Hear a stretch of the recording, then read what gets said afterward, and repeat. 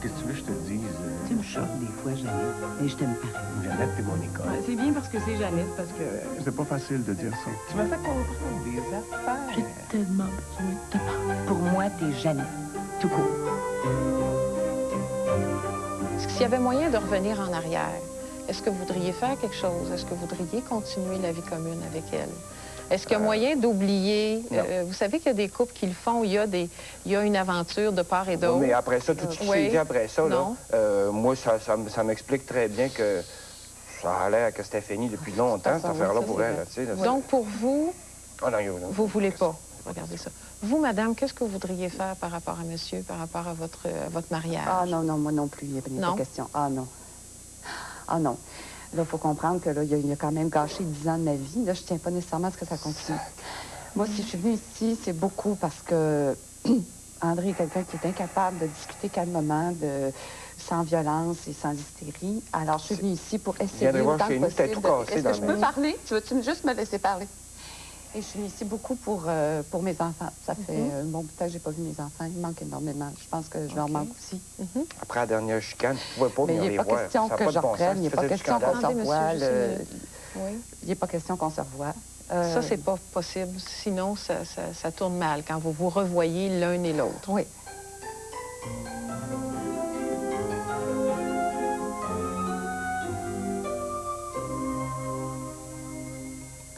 J'attends des invités. Je voudrais bien savoir pourquoi il faut qu'on se déchire quand il y a rupture. Et j'aimerais savoir s'il y a moyen de divorcer à l'amiable, s'il y a moyen de rompre sans s'arracher les yeux. On s'absente quelques minutes et puis tout de suite après, mes invités, une avocate, un psychologue, une médiatrice. À tantôt. Pas barrer la porte. Ça veut dire que dans ton subconscient... Dans mon subconscient, la porte est barrée. Écoute, assieds-toi, là, on va parler, on est des adultes. Je veux pas être un adulte, je veux plus te voir la face. Mais ça se fait pas en criant ciseaux. Ciseaux! Ciseaux! Ciseaux! Tu veux pas qu'on divorce pour ça? C'est pas une petite infidélité qui va briser des années de bonheur. On peut sortir grandis tous les deux. Mais qui c'est le cave qui a essayé de te faire croire ça? Fais toi, l'été où je t'ai trouvé sous la tente de Lucie au camping des Érables. C'est pas la même chose, ça. T'es une femme, toi. Une infidélité, c'est une infidélité. Ah, puis je veux pas discuter. Je veux divorcer. Puis je veux qu'on fasse ça dans la dignité. Ça fait que... Tiens, déménage ton cul. Hey, wow, tu me parles pas de même. Sacre ton camp. Mais c'est ma maison. Hey, c'est moi qui paye. Hey, c'est moi qui l'entretiens. Hey, frappe-moi pas. J'aurais pu la payer, cette maison-là, mon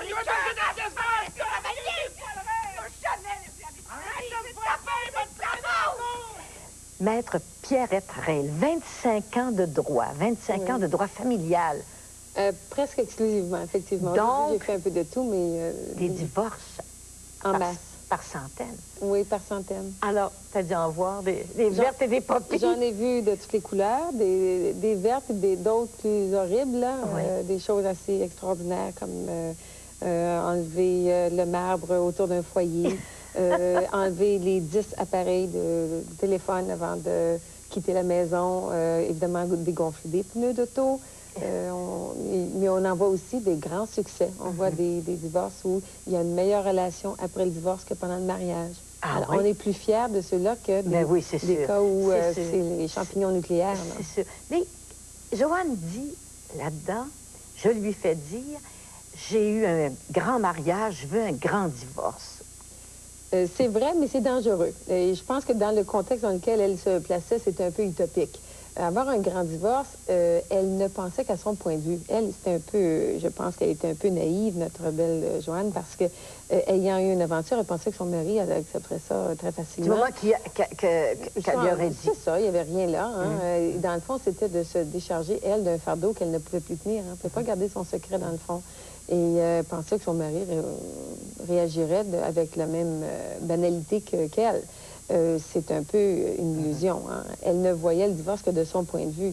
Il y a au moins 2 personnes qui se divorcent et quand il y a des enfants, et s'il y a 3 enfants, il y a 5 personnes qui se divorcent. Alors, on ne peut pas s'imaginer que parce que moi, je veux un grand divorce, que les 4 autres, s'il y a un mari et 3 enfants, que tout le monde va s'ajuster à mon point de vue.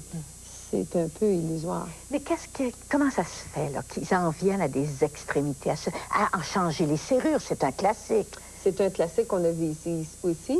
Et je pense que ça s'explique par le coup de panique. C'est un décès, hein, un divorce. C'est la fin d'une relation dans laquelle vous avez cru. C'est la fin d'une aventure qu'on a pensé réussir parce que tout le monde se marie pour la vie. On le dit encore à l'église ou au palais de justice quand on se marie. On pense que c'est un engagement pour la vie. Alors, quand arrive l'échec, c'est énorme. C'est une trahison de l'intimité et c'est un échec cuisant en pleine figure. Pas facile à accepter. Donc, c'est normal que quelqu'un ait une réaction paniquée, un peu comme il est en train de se noyer. Hein, et quand on est en train de se noyer, la raison, ça marche plus. Non, ça marche pas. Ça marche plus. Les gens, même les gens très intelligents, absolument, commettent des actes absolument absolument, parce que le jugement, c'est une chose, l'intelligence en est une autre. Alors, on peut être intelligent, mais on peut perdre son jugement à un moment donné. Où l'avocat arrive-t-il là-dedans? À quel moment de la rupture faut consulter un avocat? Moi, je pense que plus vous allez consulter tôt, mieux ça va être. Comme dans le cas ici, là, si André et Joanne avaient consulté chacun de leur côté avec des bons conseils d'un juriste, ils auraient pu banaliser, dédramatiser, faire attention aux mauvais signaux qu'ils pouvaient donner à l'autre. Par exemple, changer les serrures sans prévenir, c'est un désastre. Elle aurait pu défoncer la porte, elle aurait pu mettre le feu à la maison, elle aurait pu faire toutes sortes de choses. Ils en sont venus au coup. Un avocat lui aurait déconseillé de faire ça. Absolument. Il aurait dit, prévenez-la, changez les serrures, mais dites-lui.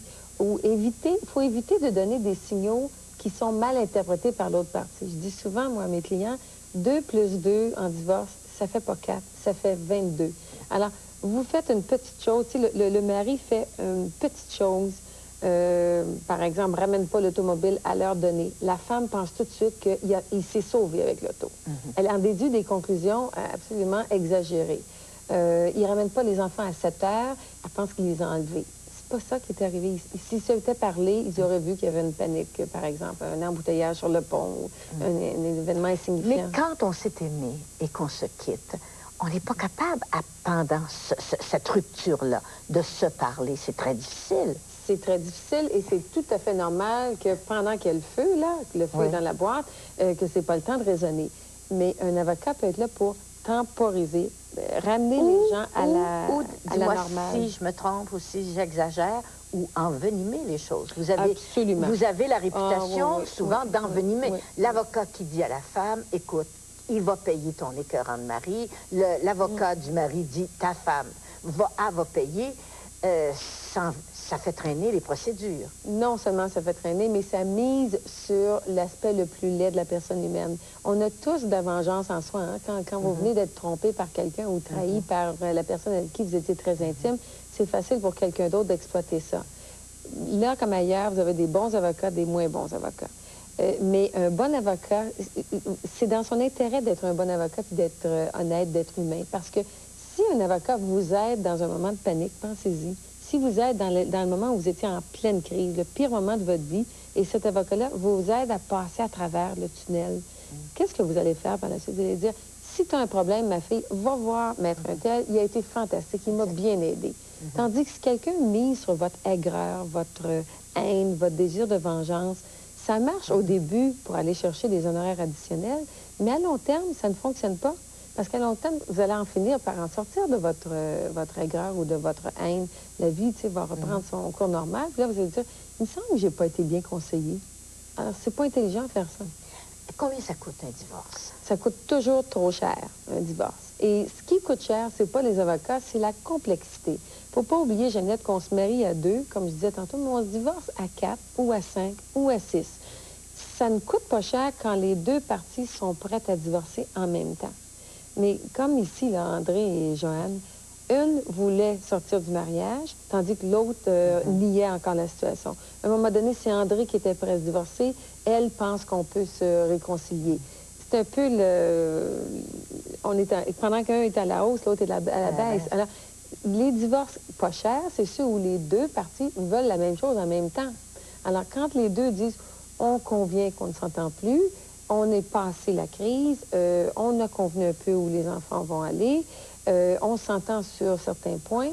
Donc, on veut tous les 2 la même chose, on veut tous les 2 se divorcer. Mais ça coûte cher quand un veut divorcer, que l'autre veut retenir. Là, c'est pas les avocats qui coûtent cher, c'est de s'embarquer dans une bataille en règle. C'est quoi les grandes chicanes? C'est sur quoi? Qu'est-ce qui fait qu'on s'arrache les cheveux? L'argent a beaucoup à voir avec le divorce parce qu'il n'y en a jamais assez. Il y en a presque jamais assez quand on vit ensemble. Il y en a encore moins quand on vit séparés puis qu'on dédouble beaucoup des dépenses. Mais au-delà de l'argent, il y a l'amour-propre. Derrière l'argent, la blessure de l'individu. Je ne peux pas accepter ça. Particulièrement si on a beaucoup aimé son conjoint. Alors, si vous êtes trompé si la femme est trompée, par exemple, par un homme qu'elle a beaucoup aimé, donc la blessure est très profonde. Hein? C'est une trahison à l'intimité. Quelle est la phrase clé quand tu veux calmer tes clients qui disent « Oh, je vais le tuer, on va le faire arrêter », bon, tout ça. Quelle est la phrase clé? Je pense qu'il faut les laisser parler. Oui. Il faut que ça sorte, ça. Il faut que l'abcès se crève et que le mauvais sorte. Bon. Alors moi, je n'essaie pas d'interrompre ça, mais par la suite, je dis, si vous voulez votre vengeance, réussissez votre vie. Bon, vous ne vivez plus ensemble, vous venez de déblatérer sur votre conjoint pendant 1 heure, il ne devait pas être si fantastique que ça. Alors, si vous voulez une vraie vengeance, réussissez votre vie dans l'avenir. Okay? Alors, tournez la page et pensez à autre chose. Vous avez des enfants, faites-le pour vous. Organisez votre vie pour vous, pas pour lui. Bon. Est-ce que tu as une clientèle surtout féminine? Un peu plus masculine que féminine. Oui, c'est les circonstances qui ont fait ça. Est-ce que c'est mieux pour une femme avocate? Ce qui est bon, c'est d'avoir un bon avocat. Moi, je pense que c'est bien que les hommes aient une femme avocate. Parce que quand on présente les hommes, on peut les influencer à être plus généreux, à être plus humains, à ne pas mettre leur vanité à la mauvaise place. Un homme ne veut pas faire rire de lui, mais si on l'invite à être généreux, généralement, il est prêt à le faire. En tout cas, c'est surprenant le nombre de fois où, quand on le prend de la bonne façon, qu'on peut arriver un peu à ce qu'on veut. Alors, on peut lui faire entendre que, bon, vous voulez avoir la garde de votre enfant de 2 ans. Qui s'en occupait jusqu'à votre rupture? C'est ma femme qui s'en occupait. Ben, elle s'en occupait bien. Vous travaillez toute la journée, alors elle devait bien faire ça. Pourquoi vous voulez alors, la garde les avocats sont un peu psychologues. Pas un peu. Beaucoup? Oui. Bon, on va l'être beaucoup. Je vais inviter un psychologue. On a chacun nos théories. Oui. D'accord. Je vais inviter un psychologue à me donner son avis sur le divorce. Et sur la psychologie des avocats. Ça, tu vas me le payer. Oh, toi, tu vas payer pour tout ce que tu m'as fait. Je t'ai rien fait. Tu peux pas être cocu puis coupable, Simonac. Pourquoi je t'ai trompé, tu penses, hein? Un homme trompe sa femme pour le fun. Une femme trompe son mari pour avoir de l'attention. Je te donne pas d'attention. Moi, je te donne ma paix. Tu fais partie des meubles. Il y a la piscine, le gazon, puis je passe après la chasse puis la pêche. La piscine, c'est juste l'été. Puis l'été, ça dure même pas 1 mois. Mais je suis quelqu'un l'été aussi. Ma piscine ne crie pas, au moins. Je suis bonne à repasser des chemises. Ça, c'est juste vous l'avez porté. Mais dans quoi je suis bonne, hein? Envoie. Dis-les, dis-les, dis-les. Ah, t'es bonne dans plein d'affaires. Tu sais pas. Je vais pas te le dire. Je fais l'amour comme une tigresse, il paraît. Puis je suis tellement bonne comme conférencière qu'ils m'ont payé. J'ai fait de l'argent, moi. 200 piastres. Ah, c'est ça qui te monte à la tête. Et on m'a offert une job à temps plein que je vais accepter. Ça commence par faire partager les tâches par son mari, puis ça finit par se trouver une job à l'extérieur, hein? Ben, j'ai des petites nouvelles pour toi. Tu restes ici, à la maison. Je reste ici, à la maison. OK, d'abord. Ben, pas là, t'es dehors. Ça fait qu'elle décrisse. Ma mère me l'avait dit, t'étais le cœur. Mais qu'est-ce que j'ai fait, moi? Qu'est-ce que j'ai fait? Qu'est-ce que j'ai fait? J'étais prête à négocier avec toi. Tu veux la guerre? Tu vas l'avoir. Écoute donc, chose, hein? Tu me trompes, tu trouves une job quand tu sais très bien que je veux pas que tu travailles à l'extérieur, tu te fais tout me faire fâcher. Écoute-moi, Joanne, écoute-moi! Tu parleras à mes avocats! Mon œil, les avocats, tu vas m'écouter! Mais toi, tu m'écoutes-tu? Hey, le cocu, c'est moi! Lâche-moi! Hey! C'est Joanne! Joanne! Jean-Pierre Bouchard, je m'excuse, je t'ai traité de psychologue alors que tu es psychothérapeute. C'est ça. Spécialiste des conflits de couple. C'est exact. Homme-homme, femme-femme, homme-femme. Oui, c'est ça. Tout ce qui est couple. Tout ce qui est couple. Qu'est-ce que ça te dit, la dramatique? Ça me dit beaucoup de choses. J'avoue qu'au début, j'ai eu un petit peu de difficulté à embarquer, puisque la tonalité, ça me semblait être une comédie. Oui. Bon, je me suis dit, ça va être dramatique. drôle. Comédie dramatique. Ça m'a pris un temps à voir venir le drame. Oui. Mais une fois qu'on le voit venir, là, je suis entré. Et j'ai comme vu un peu à quoi ressemblent les gens qu'on reçoit en thérapie. Oui. C'est comme ça. Oui. Tout y est. Le déni. Oui, tout y est. Quand les gens m'arrivent, moi, je les reçois pas avec le mandat de « aide-nous à divorcer ». Alors, ils viennent ni chez l'avocat, ni chez le médiateur familial. Ils viennent parce qu'ils veulent un thérapeute. Ils veulent consulter, c'est une relation d'aide. De sorte que le mandat qu'ils me donnent, c'est « il y a quelque chose entre nous deux qui ne va pas ». Bon, au pire, ça peut être « ça va très mal ». Puis dis-nous-les si on devrait divorcer ou encore rester ensemble. De sorte que j'ai un mandat qui est un peu, pas ambigu, mais un peu ambivalent. De sorte que je me dis, est-ce que j'aide ces gens-là à se réconcilier ou est-ce que je prépare ces gens-là à un processus de divorce? Et si c'est le cas, je les envoie généralement en médiation familiale. Et s'ils me semblent peu aptes à la médiation, je les envoie consulter un avocat ou une avocate. Qu'est-ce qui se passe dans la majorité des cas? Est-ce qu'ils se réconcilient? Oh, c'est très partagé. C'est très, très, très partagé. C'est partagé parce que les gens ont des intentions qui varient d'un couple à l'autre. Il y a des couples qui arrivent et qui n'ont pas l'air d'être très contaminés, mais ils découvrent pendant un trimestre, une année, que finalement, ce à quoi ils jouent ensemble, ça les mène nulle part. Et ils vont comme décider de se séparer. Et puis il y a des gens qui arrivent en dénonçant des choses qui sont très graves à leurs yeux, mais qu'on arrive finalement à résoudre. André et Joanne, ils auraient dû te consulter quand? Ah, à ce moment-là. Ils sont en pleine crise. Ils sont en pleine crise. On dit en thérapie qu'il n'y a pas de meilleur moment pour commencer une thérapie qu'au moment de la crise, puisque on est dedans, la conscience est à vif, pardon. D'après toi, pourquoi ils divorcent, ces deux-là? Ces deux-là, ils divorcent dans ce qu'on voit. Pas pour l'adultère. L'adultère, c'est une conséquence. Un prétexte, ou ça me semble un catalyseur pour nous faire entrer dans leur univers de couple. Bon, ben, je pense que c'est dit très clairement. C'est des gens qui ne parlent pas au même niveau. Madame dit, bon, ben moi, je fais tout. Puis elle a l'air, effectivement, de bien le faire. La vaisselle, les repas, je repasse les chemises.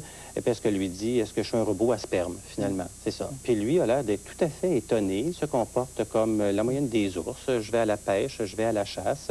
C'est moi le pourvoyeur. Puis la maison m'appartient, puis tu l'entretiens. Puis elle dit, oui, je fais juste ramasser les poussières, mais il dit l'extérieur. Enfin, il a toutes les réponses. Alors, elle a l'air d'en avoir assez. Elle le dit clairement. Moi, ça ne m'intéresse plus, cette chose-là. Maintenant, son adultère, je ne le sais pas. Je n'ai pas assez de données sur la personne pour savoir à quoi elle le raccroche.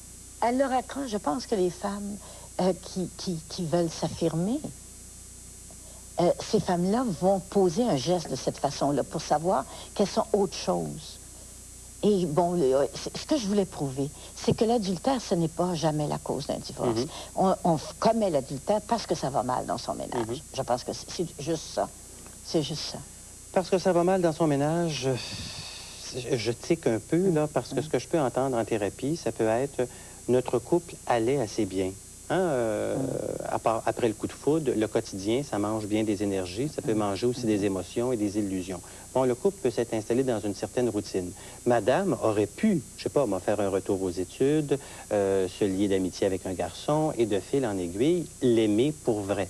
Mais c'est moins parce que le couple va très mal que parce qu'elle serait tombée en amour. On aurait pu aussi avoir cette dramatique-là. Tu penses pas qu'on peut seulement tomber en amour quand on a vraiment le cœur vide? Oui, certainement. Quand on est très heureux en ménage, on ne tombe pas facilement en amour avec d'autres. Non, c'est très vrai, c'est très vrai. Elle peut avoir le cœur vide, mais ici, tout ce que je veux dire, c'est que dans l'amorce de la dramatique, c'est pas ça qu'on sent. Ça nous semble gratuit. C'est juste ça que je veux dire. On le découvre par la suite. Mais c'est peut-être une déformation professionnelle, mais je suis habitué à prendre la chose par l'autre bout de la lorgnette. Quand les gens m'arrivent en thérapie, ils me disent, tu sais, on était sur le pilote automatique, ça allait assez bien. Puis elle me raconte qu'elle était en amour.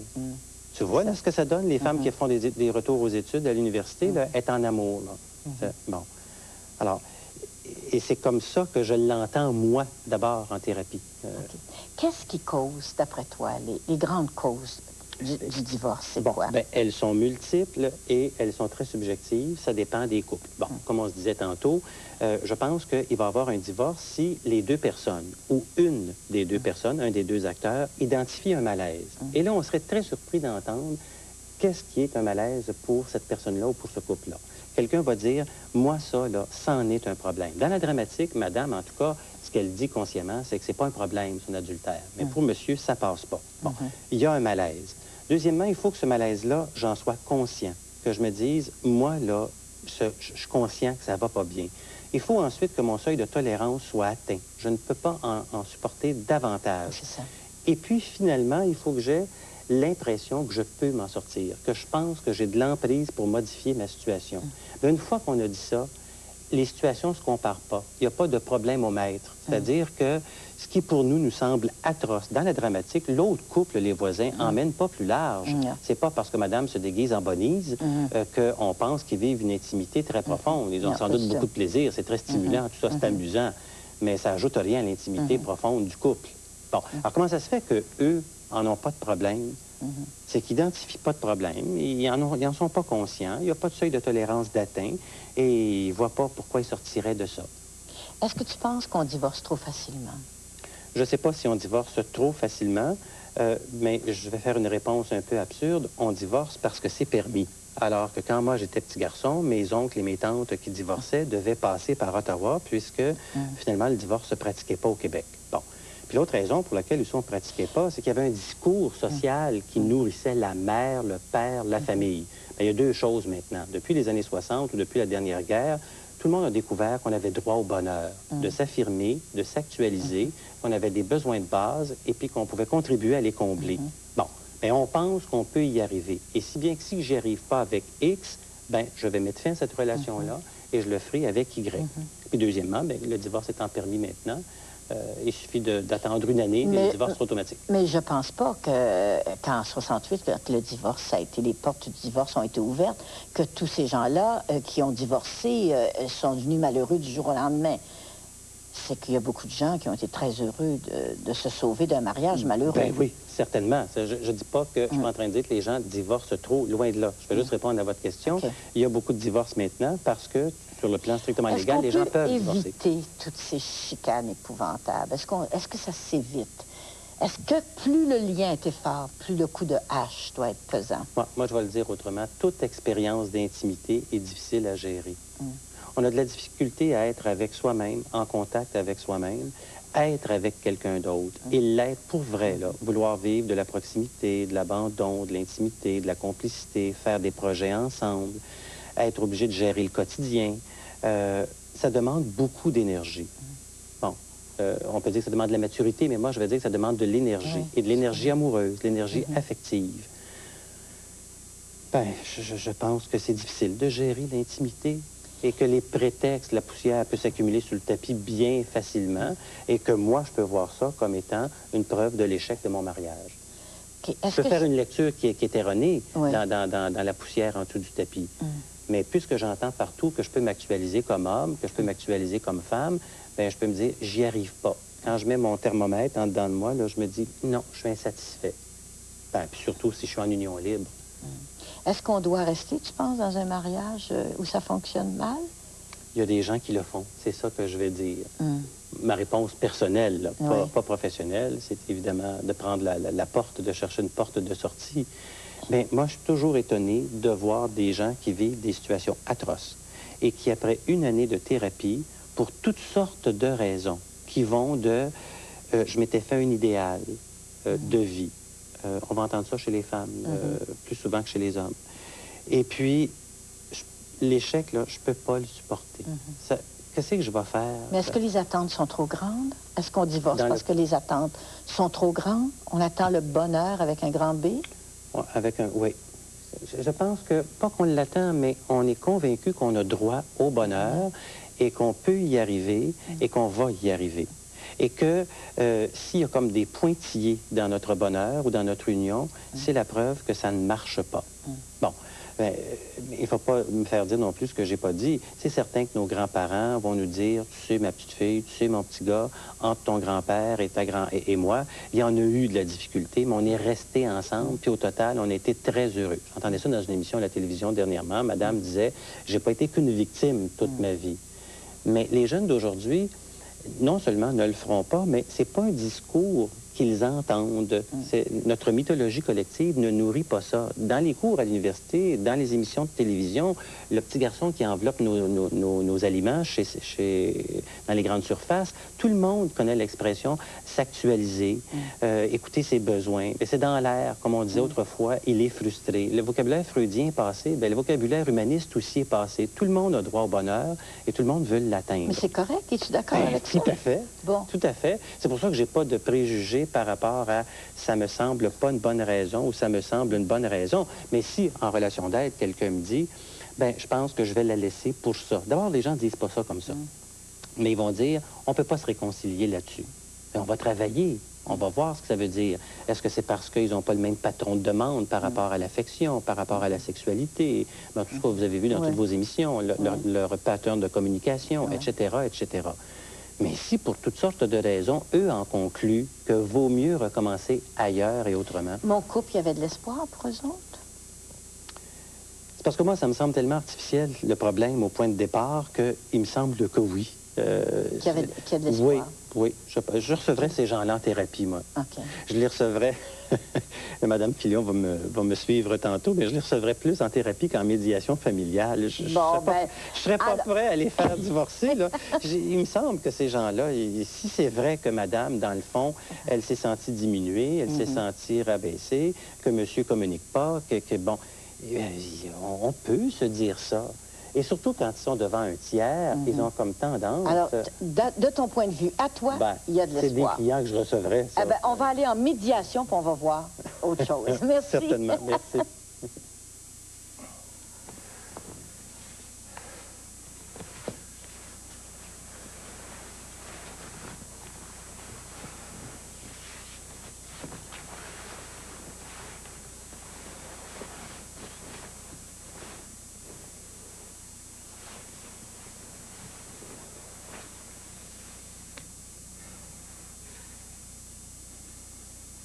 Tu m'as fait l'amour comme si tu me donnais une raclée.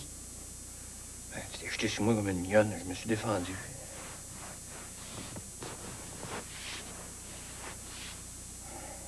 Sais-tu quand tu as commencé notre divorce? Le soir de nos noces.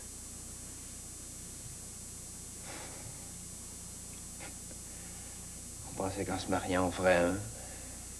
On vient de s'apercevoir qu'on est deux. Sais-tu, j'ai pensé à ça, tout seul. Quand tu nais, là, tu commences à mourir.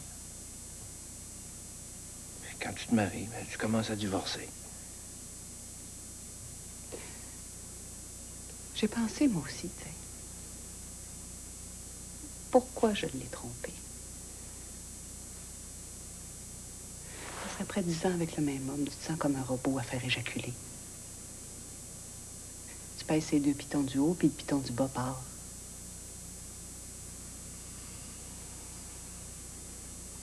Je voulais vérifier si j'étais pas juste une machine.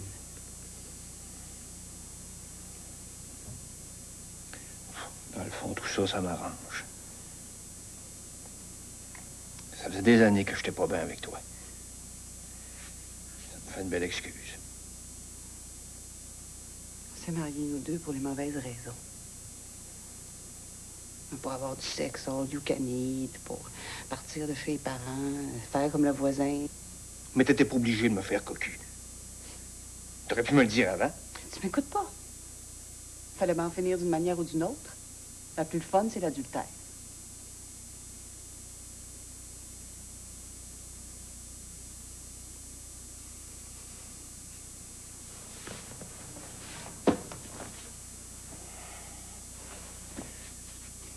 C'était la dernière fois.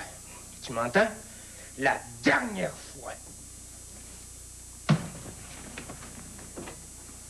Je veux plus jamais te revoir la face. Ça tombe bien. Moi non plus.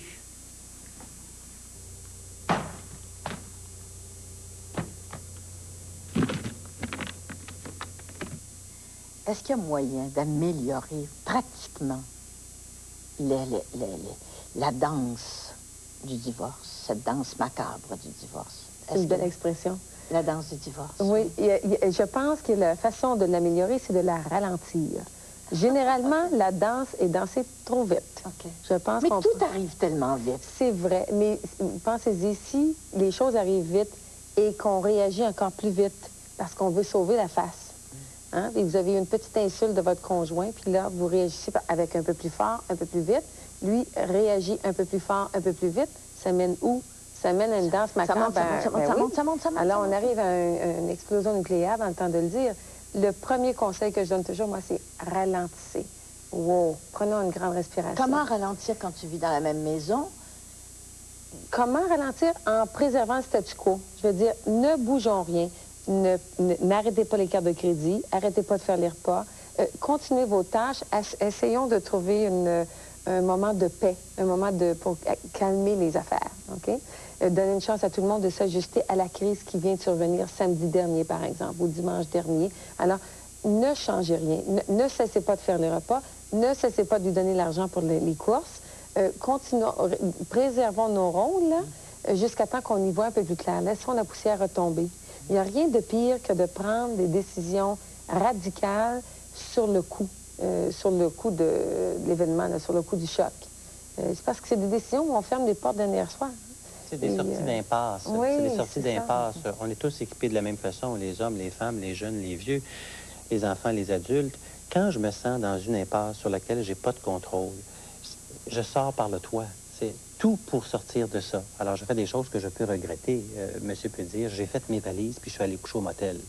Puis le lendemain, il faut qu'il revienne du motel. Il faut qu'il rentre chez lui. Et il sent qu'il a l'air fou. Est-ce que ce que j'aimerais comprendre, c'est encore... Si on ne rompt pas, on reste avec la personne. Pour rompre, pour faire une rupture, il faut couper les liens. Moi, je vois ça un peu, je ne sais pas si vous avez des adolescents, quand les adolescents partent de la maison, ça en est un divorce aussi. Oui. Comment ça se fait que ça se fait souvent, avec des bêtises, avec des vieilles rancunes sortent, là, t'as toujours été épouvantable. Je me souviens, mon fils m'avait dit, tu m'as toujours mouché avec des Kleenex usagés. Qui m'avait sorti ça. J'avais dit, moi, des Kleenex usagés. Puis je m'étais souvenu que quand tu parles les mères, tu prends un Kleenex, puis tu mets ça dans ta poche. Il m'avait sorti ça comme bêtise suprême. Tu m'as toujours mouché quand j'étais petit avec des Kleenex. Alors, comment ça se fait qu'il faut ça? Peux-tu me l'expliquer, Jean-Pierre? Pourquoi il faut donner des coups de hache? Moi, j'ai une cliente qui disait que son fils, quand il a quitté la maison, lui avait fait comme reproche ultime que sa mère lui avait empêché d'écouter Symphorien pendant sa vie. Et puis elle me disait, comprenez-vous quelque chose? Je l'ai empêché d'écouter Symphorien. C'en est tout un reproche, hein? Ben, c'est l'équivalent de vos Kleenex usagés. Ben, je le répète, quand on est dans une impasse, c'est que tous les coups sont permis. Tous les moyens sont bons pour s'en sortir. Les choses les plus folles, les plus méchantes. Bon, mais dans la dramatique, parce que je voudrais revenir à la dramatique, où ces gens-là, on peut les rattraper. C'est pas avant qu'éclate la crise. En tout cas, je parle pour mon domaine, puisqu'on n'en sait rien. On peut tout de même pas se promener chez ces gens-là et les attraper au filet à papillon et leur dire, vous allez avoir un problème. Bon, c'est quand éclate la crise. C'est sûr que si on attend qu'elle dégénère et qu'elle dégénère... Il y a toujours un détonateur qui fait éclater la crise. Ça peut être une infidélité, mais ça peut être autre chose. Ça peut être une fin de semaine trop longue. N'importe quoi. Un souper chez les beaux-parents et tu m'as dit que j'avais dit qu'elle a dit, puis tu me parleras plus jamais comme ça. C'est ça. Ça peut être... Il y a un déclencheur. Il y a un déclencheur. Bon. Et les clients qui viennent, qui consultent à partir du déclencheur, à mon avis, c'est ceux qui ont le plus de chances de s'en sortir. Mais quelle que soit la sortie, c'est-à-dire soit de rester ensemble et de résoudre une partie de leurs problèmes, ou bien de divorcer, puisque c'est le divorce qui nous intéresse ce soir. C'est certain que si les choses ont tellement dégénéré, plus elles dégénèrent, plus c'est difficile forcément à écouter, hein? Plus c'est difficile à travailler. Et moins ils vont venir aussi en thérapie. Bien souvent, ils vont chercher des solutions d'impasse. Prendre un avocat.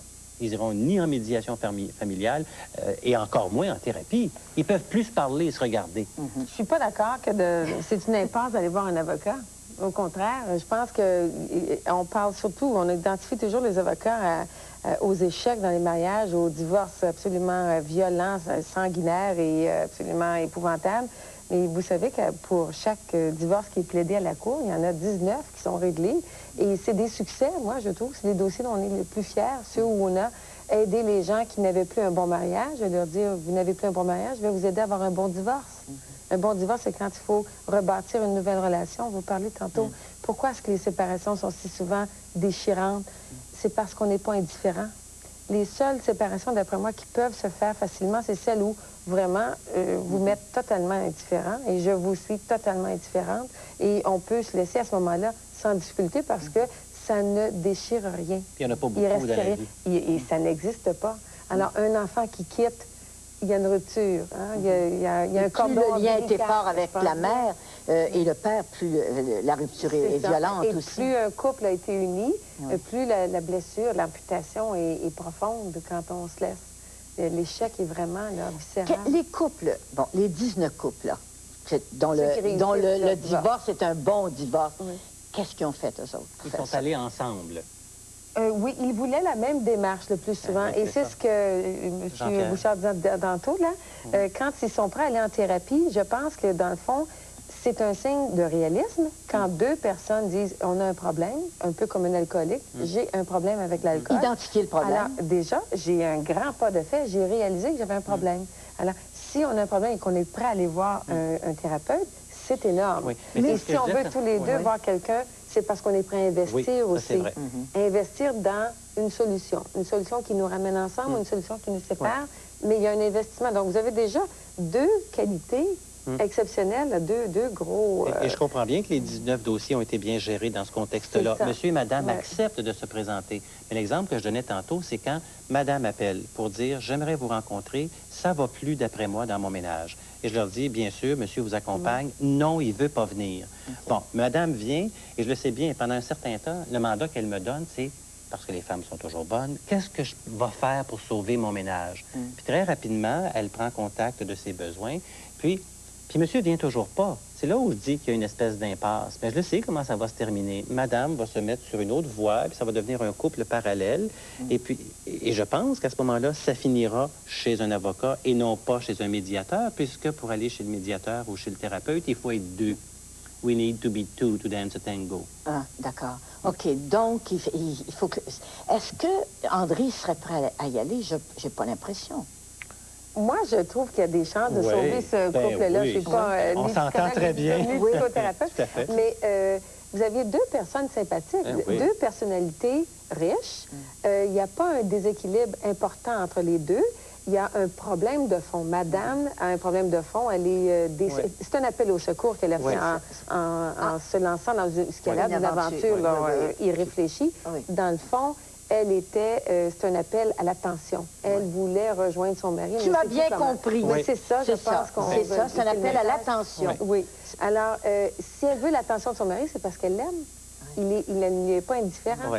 S'il était indifférent, ce serait des aventures comme ça toutes les fins de semaine, sans le besoin de lui en parler le lundi matin. Tandis qu'elle, elle revient de Québec à Montréal, torturée. Comment est-ce que je vais lui dire? Mais comment ça se fait qu'il y en a toujours un qui tombe des nues quand l'autre dit « je suis pas contente, je vais m'en aller ». Il y a toujours l'autre qui dit « mais on n'est pas heureux ». On est blessé. Oui.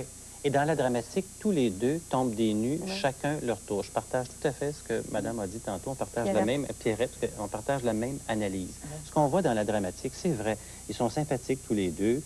Et même quand ils sont en colère, même quand ils l'abrassent un peu, même quand ils l'expulsent, même quand il met le cadenas ou qu'il change les serrures, on le sent pas profondément méchant, cet homme-là. Puis elle, on la sent pas non plus profondément perverse dans ses réactions. Moi, ce qui m'a beaucoup frappé par tous les gens qui m'ont raconté leur divorce, et j'ai probablement dû faire la même chose, c'est qu'on arrange les choses.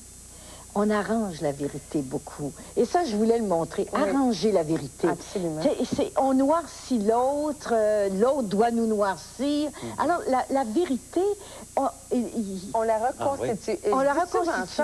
On va à la cour des fois, puis notre client va nous dire... C'est épouvantable comme elle a menti. Comment ça se fait que le système dit ça? Et je dis, finalement, il y a très peu de gens qui mentent.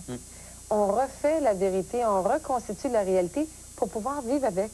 Alors, madame, ici, dit à tout le monde qu'elle a été battue, mais vraiment, c'est lui qui était par terre, c'est elle qui l'a tapoché, finalement.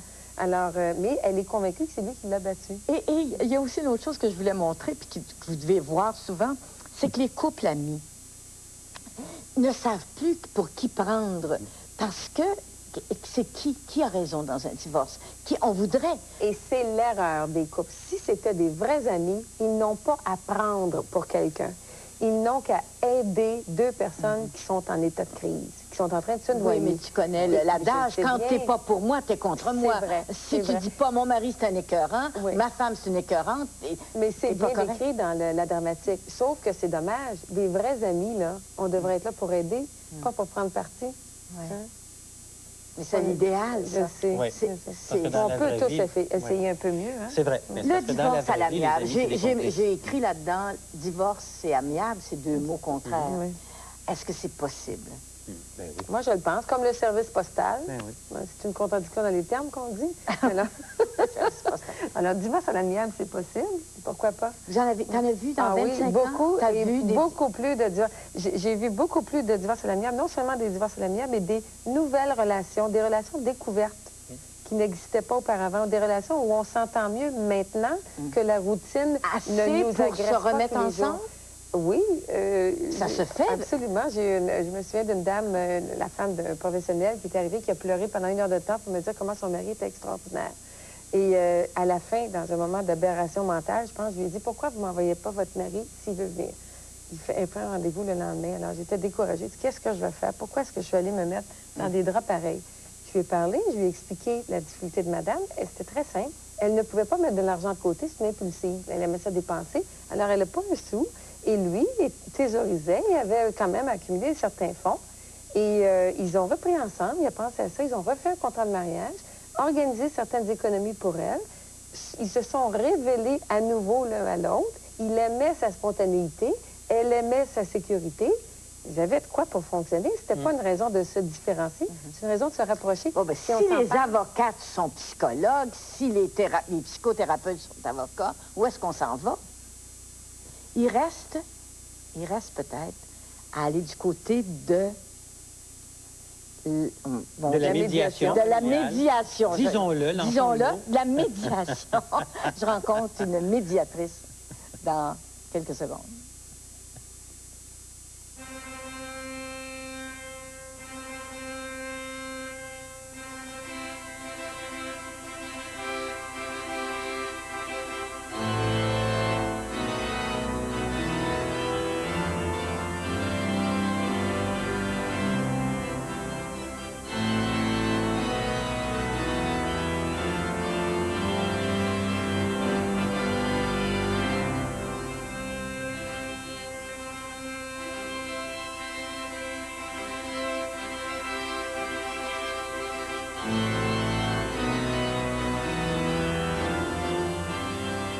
Lorraine Filion, t'es médiatrice au palais de justice.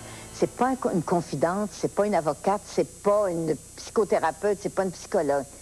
C'est une spécialité, tu fais de la médiation. On aide les gens, en fait, on les accompagne. Quand les gens se séparent, ils sont en situation de crise, comme on l'a vu dans la dramatique, et ils ont besoin d'être accompagnés dans cette démarche-là pour garder leur dignité, parce que c'est important de garder, et de garder le pouvoir de décider. Ils vont, pour éviter de faire des impairs, mais de décider eux-mêmes comment ils vont se partager les responsabilités parentales et financières. Qu'est-ce qui se passe d'habitude? Par exemple, André et Joanne. Joanne, t'aurais téléphoné? Oui. D'habitude, c'est les femmes qui appellent? Il y a plus de femmes qui appellent que d'hommes pour demander, et qui te disent, moi, je veux pas me réconcilier, mais je voudrais pas que ça aille trop mal, parce qu'il y a des enfants et tout ça. Alors, elle amène le mari? Un peu de force? Oui, il y a des fois que c'est les maris qui téléphonent aussi. C'est sûr que celui qui téléphone, il a envie de faire quelque chose, mais ça ne veut pas dire que l'autre ne va pas l'accompagner ou ne va pas embarquer. Est-ce que tu penses que mon André puis ma Joanne pourraient se retrouver chez vous? Ils pourraient très bien si... Alors, écoute, on va se retrouver, justement, tous les trois. On va tenter une expérience avec, en improvisation, André et Joanne et la médiation. On va voir exactement comment ça se passe, une médiation. On y va. Ben, je la laissais pas rentrer dans la maison parce que la raison est bien simple. C'est parce qu'à toutes les fois, ça finissait par des chicanes épouvantables. Elle rentrait une fois en plein après-midi, j'arrivais avec l'épicerie, puis elle a voulu tout casser, puis les enfants entendaient ça, eux autres. Puis elle a menacé de me tuer, elle criait n'importe quoi. Ben oui, tu l'as dit devant les enfants, tu te rappelles. Si tu t'en rappelles pas, moi je m'en rappelle, puis les enfants s'en rappellent, eux autres. Puis une fois, elle rentrait un soir, puis les enfants étaient couchés, là, puis elle réveillait la gardienne, puis pas réveillé la gardienne, mais Ça, là, je ne sais pas si vous savez là, qu'il vous ment, là, hein? C'est juste des mensonges que j'entends tout à l'heure, fait que je ne sais pas trop comment réagir. Non, écoutez, là, ça n'a pas de bon. Demandez-le aux enfants. Demandez-le aux enfants. La dernière fois, j'étais avec la gardienne dans le salon, puis elle rentrait, puis elle a fait une crise épouvantable. Il était 10 heures du soir, puis là, ça a réveillé les enfants. En tout cas. Okay. Depuis tantôt, vous permettez une minute? Oui. OK. Depuis tantôt, je vous entends. Je sais que c'est pas facile, ce que vous vivez. Vous avez appris que madame avait eu une aventure par votre voisin. OK, dans des circonstances qui ont dû être assez pénibles. Oui, okay. Ça travaille très bien après ça. Et vous, ce que vous avez dit tantôt, c'est que depuis, ça fait quelques semaines, vous êtes en dehors de votre chez vous. Vous n'avez pas vu vos enfants depuis un moment. Vous vous ennuyez. Pas à pleurer, là, OK. Il y a des choses pas faciles. OK. Maintenant, c'est dur de ne pas voir mes enfants pour le moment. OK. On va essayer de voir s'il y a moyen qu'on puisse discuter avec monsieur et voir si au niveau des enfants, il n'y a pas moyen de faire quelque chose pour que vous puissiez les voir. OK? On va en reparler de ça tantôt. Maintenant, ce que je voudrais voir un peu avec vous aussi aujourd'hui, c'est de savoir qu'est-ce que vous voulez faire l'un par rapport à l'autre. Qu'est-ce que vous voulez faire par rapport à votre relation de couple? Qu'est-ce que vous voulez faire par rapport à votre mariage? Je peux-tu parler? Oui, sûr. Bon, par rapport à notre couple... Qu'est-ce que vous voulez faire, oui? De toute façon, là, la preuve a été faite, là, que je pense qu'on n'a plus grand-chose à voir ensemble. Attendez, madame. Quand vous dites la preuve, quoi? Qu'est-ce que vous voulez dire? Vous référez à quoi? Moi, après tout... Bon, d'abord, j'ai appris ça. Ça aurait suffi. Après ça, là, je me suis aperçu de tout ce que ça faisait, les chicanes, puis le criage, puis tout, puis ce que ça fait aux enfants. Puis là, moi, c'est pour ça que je suis d'accord, je suis venu ici ce matin à cause de ça. Sinon, moi, je ne serais pas venu. Bon, je suis d'accord que pour les enfants, c'est normal qu'à un moment donné, qu'il faut s'arranger pour qu'il y ait des moments précis où elle puisse les voir. Vous seriez d'accord? Précis? OK, attendez, madame. Vous seriez d'accord que ça puisse être discuté. La question que je vous pose, c'est par rapport à votre femme. Qu'est-ce que vous voudriez faire? Qu'est-ce que vous voudriez faire? Est-ce qu'il y avait moyen de revenir en arrière? Est-ce que vous voudriez faire quelque chose? Est-ce que vous voudriez continuer la vie commune avec elle? Est-ce qu'il y a moyen d'oublier? Vous savez qu'il y a des couples qui le font, il y a une aventure de part et d'autre. Oui, mais après ça, tout ce qui s'est dit après ça, là, moi, ça m'explique très bien que ça a l'air que c'était fini depuis longtemps, cette affaire-là, pour elle. Donc, pour vous, vous ne voulez pas. pas. Regardez ça. Vous, madame, qu'est-ce que vous voudriez faire par rapport à monsieur, par rapport à votre mariage? Ah non, non, moi non plus, il n'y a pas de question. Ah non. Ah non. Là, il faut comprendre que là, il a quand même gâché 10 ans de ma vie. Là, je ne tiens pas nécessairement à ce que ça continue. Moi, si je suis venue ici, c'est beaucoup parce que André est quelqu'un qui est incapable de discuter calmement, sans violence et sans hystérie. Alors, je suis venue ici pour essayer autant que possible. Est-ce que je peux parler? Tu veux-tu juste me laisser parler? Et je suis venue ici beaucoup pour mes enfants. Ça fait un bon bout de temps que je n'ai pas vu mes enfants. Ils manquent énormément. Je pense que je leur manque aussi. Après la dernière chicane, tu ne pouvais pas venir les voir. Il n'est pas question que je reprenne. Il n'est pas question qu'on se revoie. Il n'est pas question qu'on se revoie. Ça, c'est pas possible. Sinon, ça tourne mal quand vous vous revoyez l'un et l'autre. Oui. OK. Et ce que vous... donc, vous ne voulez pas ni un ni l'autre. Il y a un consentement là-dessus. Il y a un accord. Vous ne voulez pas revenir en arrière. Vous êtes d'accord pour vous séparer. Oui. Vous êtes d'accord pour le faire en médiation. Est-ce que c'est ça que je dois comprendre? Vous voulez essayer de le faire à l'amiable? Bien, il n'y a pas moyen autrement. OK. Et vous voulez le faire aussi pour vos enfants? C'est surtout à eux autres que je pense. OK. Moi aussi. Ça commencerait à être temps qu'on pense à eux autres un petit peu. Au moins qu'on est d'accord là-dessus. OK. Et vous seriez d'accord, vous avez dit vous aussi, qu'on puisse voir dans le moment si madame ne peut pas voir les enfants et comment madame pourrait voir les enfants, mais sans que vous vous rencontriez, parce que ça semble que c'est pas possible. Oui, non, c'est parce que j'ai été mis en dehors de ma maison aussi. Peut-être plus tard.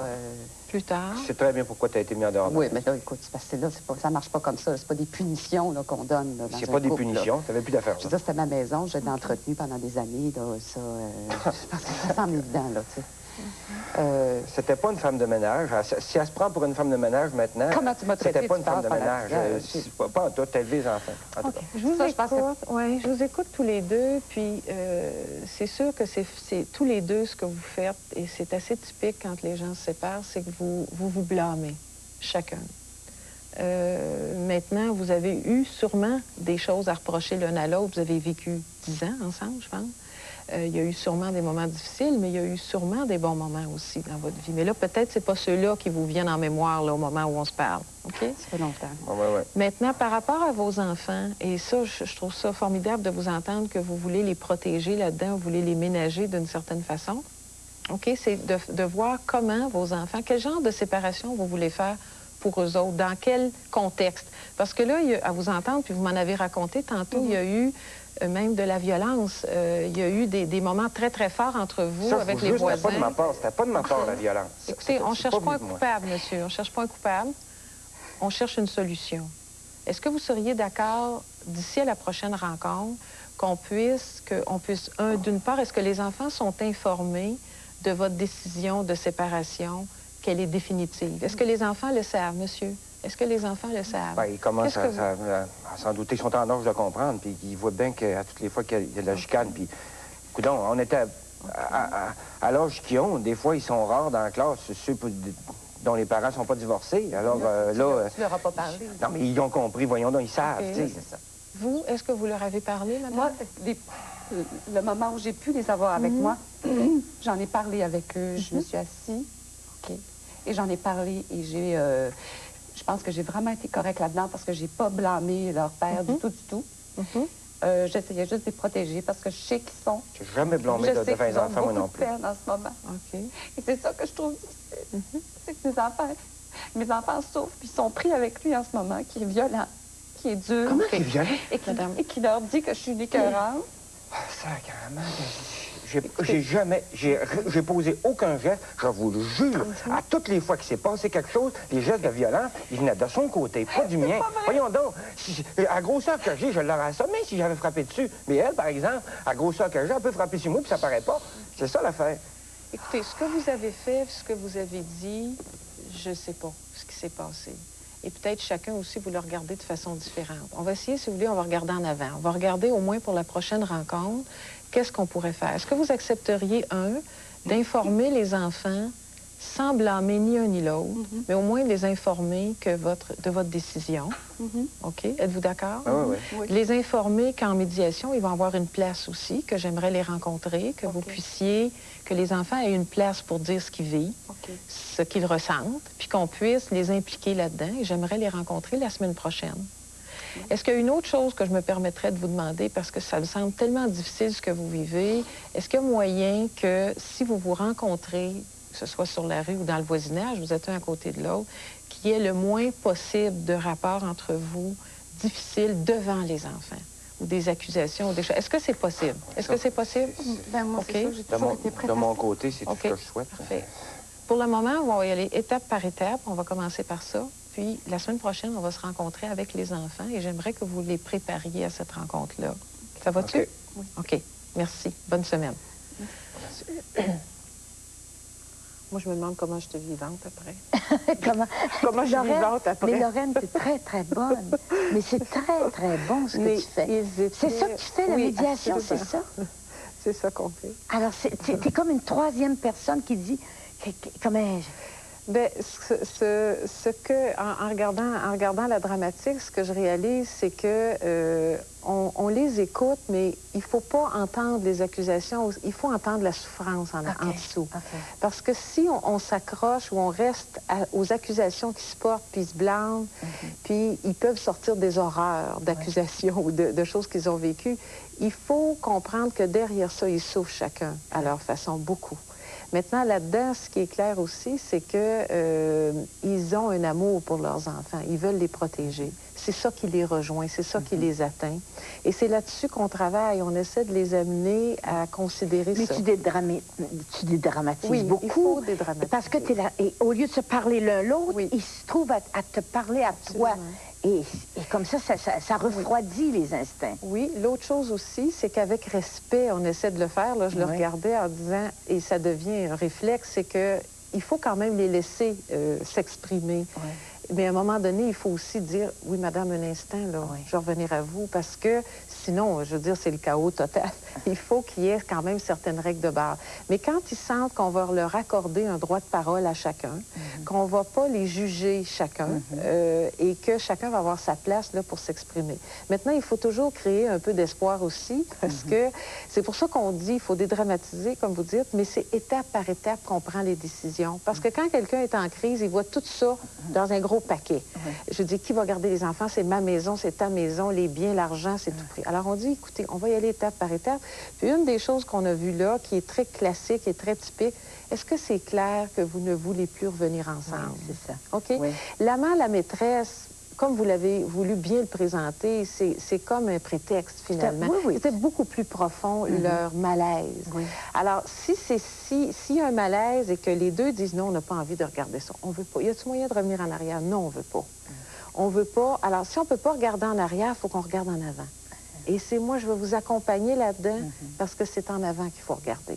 On va retourner aux comédiens et à toi. La troisième, ça dure à peu près 6 séances, la troisième séance. C'est ça? Alors, on y va. D'accord. Vous vous souvenez, la semaine passée, quand on s'est vu avec vos enfants, vous l'avez dit d'ailleurs, vous avez des enfants pas mal adorables, qui ont exprimé des choses qui sont assez typiques pour les enfants de leur âge. C'est que la première chose qu'ils trouvaient très difficile, c'était toutes les disputes qu'il y a eu entre vous. Catherine disait même que c'était comme une tempête, elle avait hâte que ça arrête. Est-ce que vous en avez tenu compte de ça? Ah oui, oui. Ça va? C'est rien passé depuis ce temps. OK. L'autre chose qu'ils ont exprimé, c'est qu'ils auraient bien aimé que vous puissiez revenir ensemble, mais ça, je pense, vous avez été clair avec eux, ça vous faisait bien de la peine, mais vous ne pouvez pas revenir ensemble. OK? L'autre chose, c'est qu'eux, ils aimeraient bien rester dans la même maison. Est-ce que, depuis la semaine passée, vous avez réfléchi, vous avez des idées pour vous partager les responsabilités parentales? Oui, je sais. Puis là, moi, je suis d'accord parce que, vu que c'est moi qui pourvois à tout, c'est un site, puis qu'ils ont déjà leur chambre, ils sont déjà équipés, tout ça, c'est normal. Puis là, moi, je vais réaliser une affaire. C'est sûr que, comme j'ai des heures de travail, des fois, qui se prolongent, j'ai du surtemps à faire, c'est sûr que des fois, j'arrive pas, là. C'est un site. Alors, ça, ce que j'ai pensé, c'est qu'il pourrait peut-être... je sais pas, peut-être que Joanne, elle pourrait se trouver un logement ou un petit quelque chose proche de l'école, puis après l'école, ben les enfants pourraient peut-être passer chez elle, ben là, ben elle aller vers un peu, puis après ça, le soir, ils se retrouveraient à la maison, ils pourraient coucher dans les meubles, rester dans les affaires. Puis... Je peux te parler? Alors, oui, c'est ça. Ben là, moi, c'est ça que je veux pour l'instant. Bon, je trouve que ça n'a pas de bon sens. Là, c'est comme s'ils me proposaient une job de gardienne. Là. Alors, c'est pas ça. Là. Je suis leur mère. Bon, je comprends que les enfants veulent rester dans la maison. C'est sûr, c'est leur maison, peut-être plus qu'à nous autres. Oui, mais tu peux pas leur acheter de meubles. Tu peux pas leur... Oui. Je vois pas pourquoi... Écoute, pratiquement, là, OK? C'est pas mal plus simple de déplacer une personne que de déplacer une famille, 3 personnes. Alors, étant donné que c'est moi qui va rester qui va m'occuper des enfants, comme ça a été le cas là, depuis le début,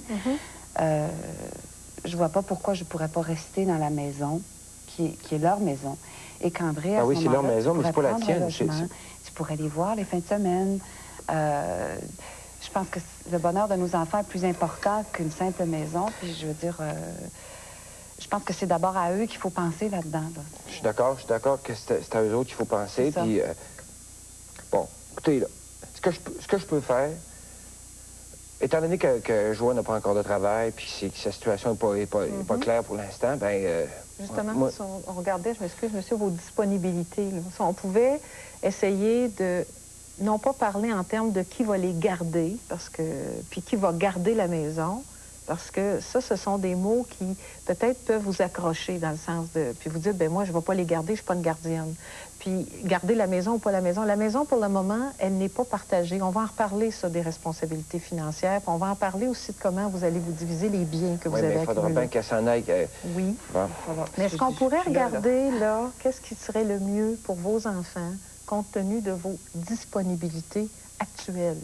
Et pas qui va les garder, mais qui peut leur apporter? Comment vous allez vous partager le temps et la présence auprès des enfants? Écoutez, ce que Joanne a dit tout à l'heure, c'est sûr que, bon, peut-être peut-être qu'on peut, pour l'instant. Oui. Une affaire, c'est que c'est encore une affaire de frais qui va augmenter. Là. Moi, peut-être que je peux me prendre un petit quelque chose, pour l'instant. Oui. En attendant qu'elle se trouve un travail. Oui. Puis, lui prêter la maison. Puis, il faudrait se répartir. C'est le mieux que je peux faire, écoutons. Puis, se répartir quoi? Puis là, il faudrait savoir quand est-ce que je peux voir les enfants. Bien, c'est ça. Moi, c'est sûr, André, que tu pourras les voir quand tu as du temps, là, les fins de semaine. De toute façon, tu ne seras pas loin. Moi, j'ai pas l'intention que les enfants te voient plus, là, que vous vous voyez plus. Est-ce qu'on peut revenir à la proposition là, qui est sur la table? Oui, je trouve que ça a beaucoup de, beaucoup de bon sens. Vous seriez d'accord avec ça? Moi, je trouve que ça a beaucoup de bon sens. OK. Oui. Et maintenant, dans l'autre côté, parce que si vous réintégrez, vous dites vous êtes prête à lui prêter la maison. Oui. OK, on ne rentrera pas sur la maison. Qui en est le propriétaire, qui va continuer de l'occuper comme tel à long terme? Là, on regarde pour le moment. Il faudrait que ça soit clair, en tout cas. Okay. Ben, on réglera ça la prochaine fois. Là, si vous réintégrez la maison, OK? Vous réintégrez la maison, ça fait longtemps que vous n'avez pas vu vos enfants. Vous vous en ennuyez. Quand est-ce que madame peut réintégrer la maison? Ben là, moi, c'est juste le temps que je me trouve quelque chose, puis... Ça veut dire quoi, ça? Une semaine, 2 semaines? Cette semaine, je vais essayer de regarder ça le plus vite possible.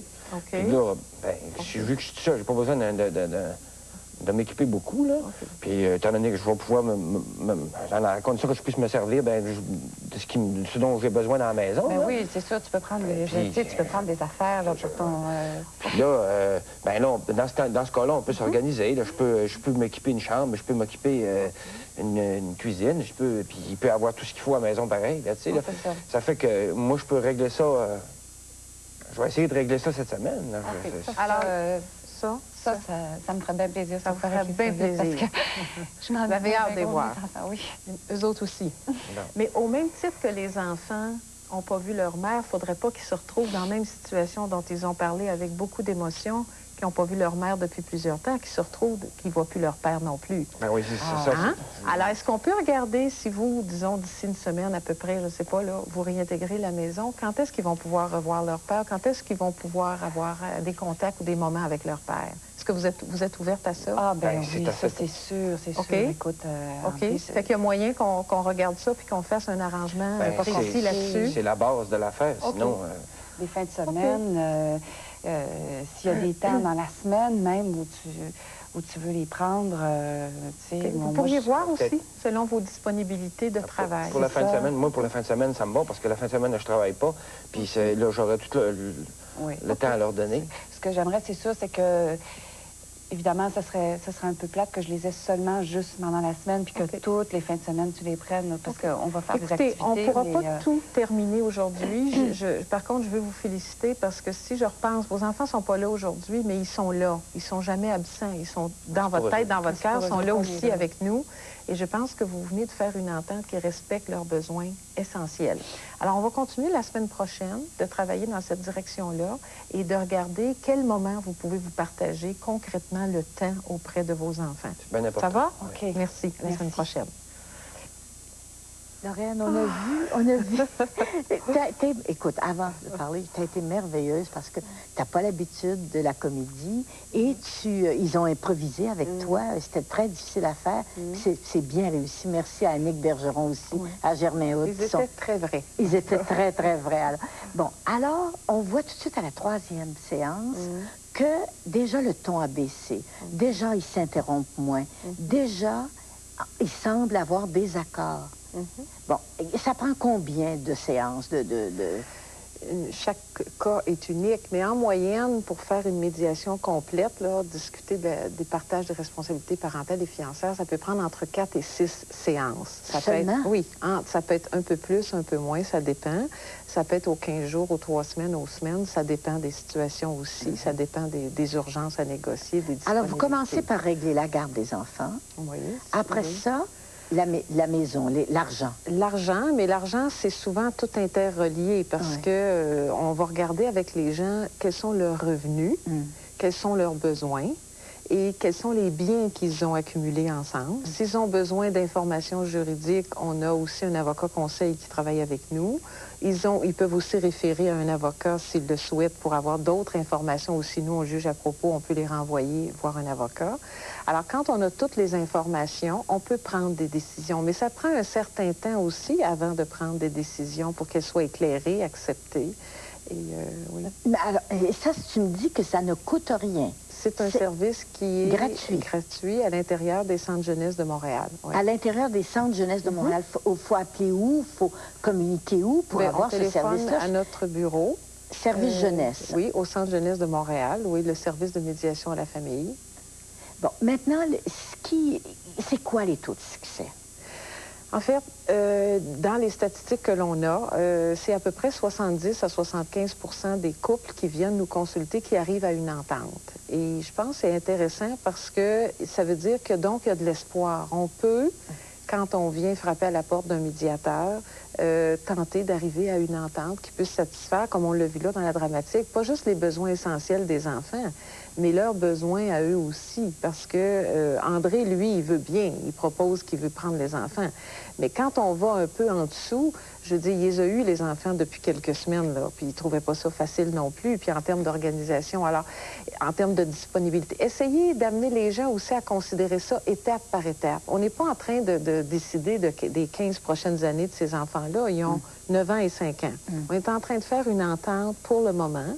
Peut-être que dans 6 mois, on pourra regarder autre chose. C'est ça un peu qu'il faut essayer de créer ces gens-là. Un peu comme vous l'avez noté, puis qu'on note en le regardant, c'est sûr que ça évolue. Plus la médiation avance, plus les gens, là, communiquent plus directement et moins à travers le médiateur. Ils se parlent plus, ils sont un peu moins agressifs, ils sont un peu moins... Alors, c'est sûr que c'est ce que la médiation amène. Ça recrée un peu l'espoir de dire, coudonc, on est peut-être capable de prendre des ententes quand on a quelqu'un qui nous donne une structure puis qui nous accompagne là-dedans. Alors, vous savez, cette notion de dignité, quand on est en crise, des fois, on pose des gestes qui sont pas tout à fait corrects. Mais un coup la crise passée, on est capable de reprendre en main notre vie et c'est ce que la médiation tente de faire.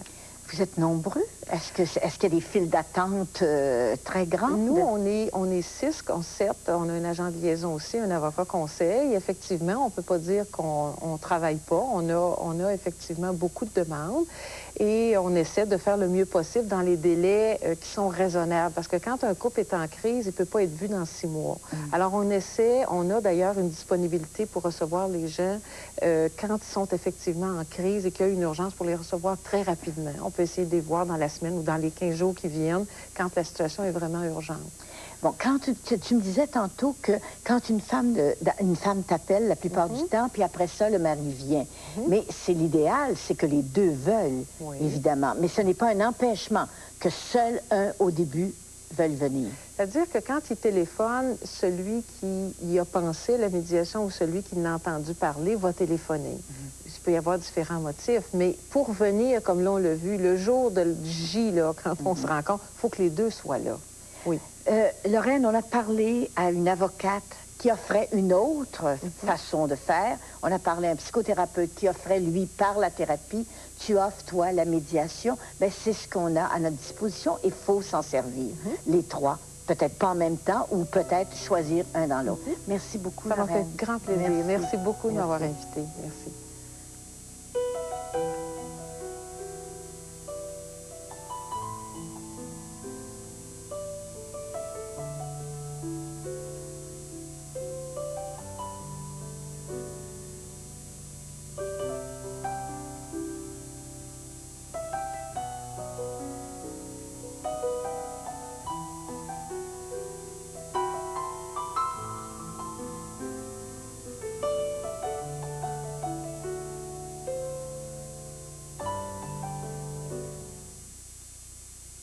Vas-y, maman, essaie-la. Non, mais je sais pas.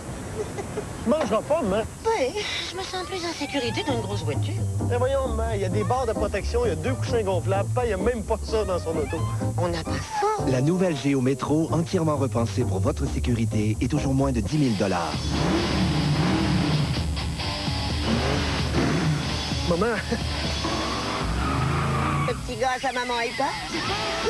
Géo, plus de sécurité pour plus de liberté.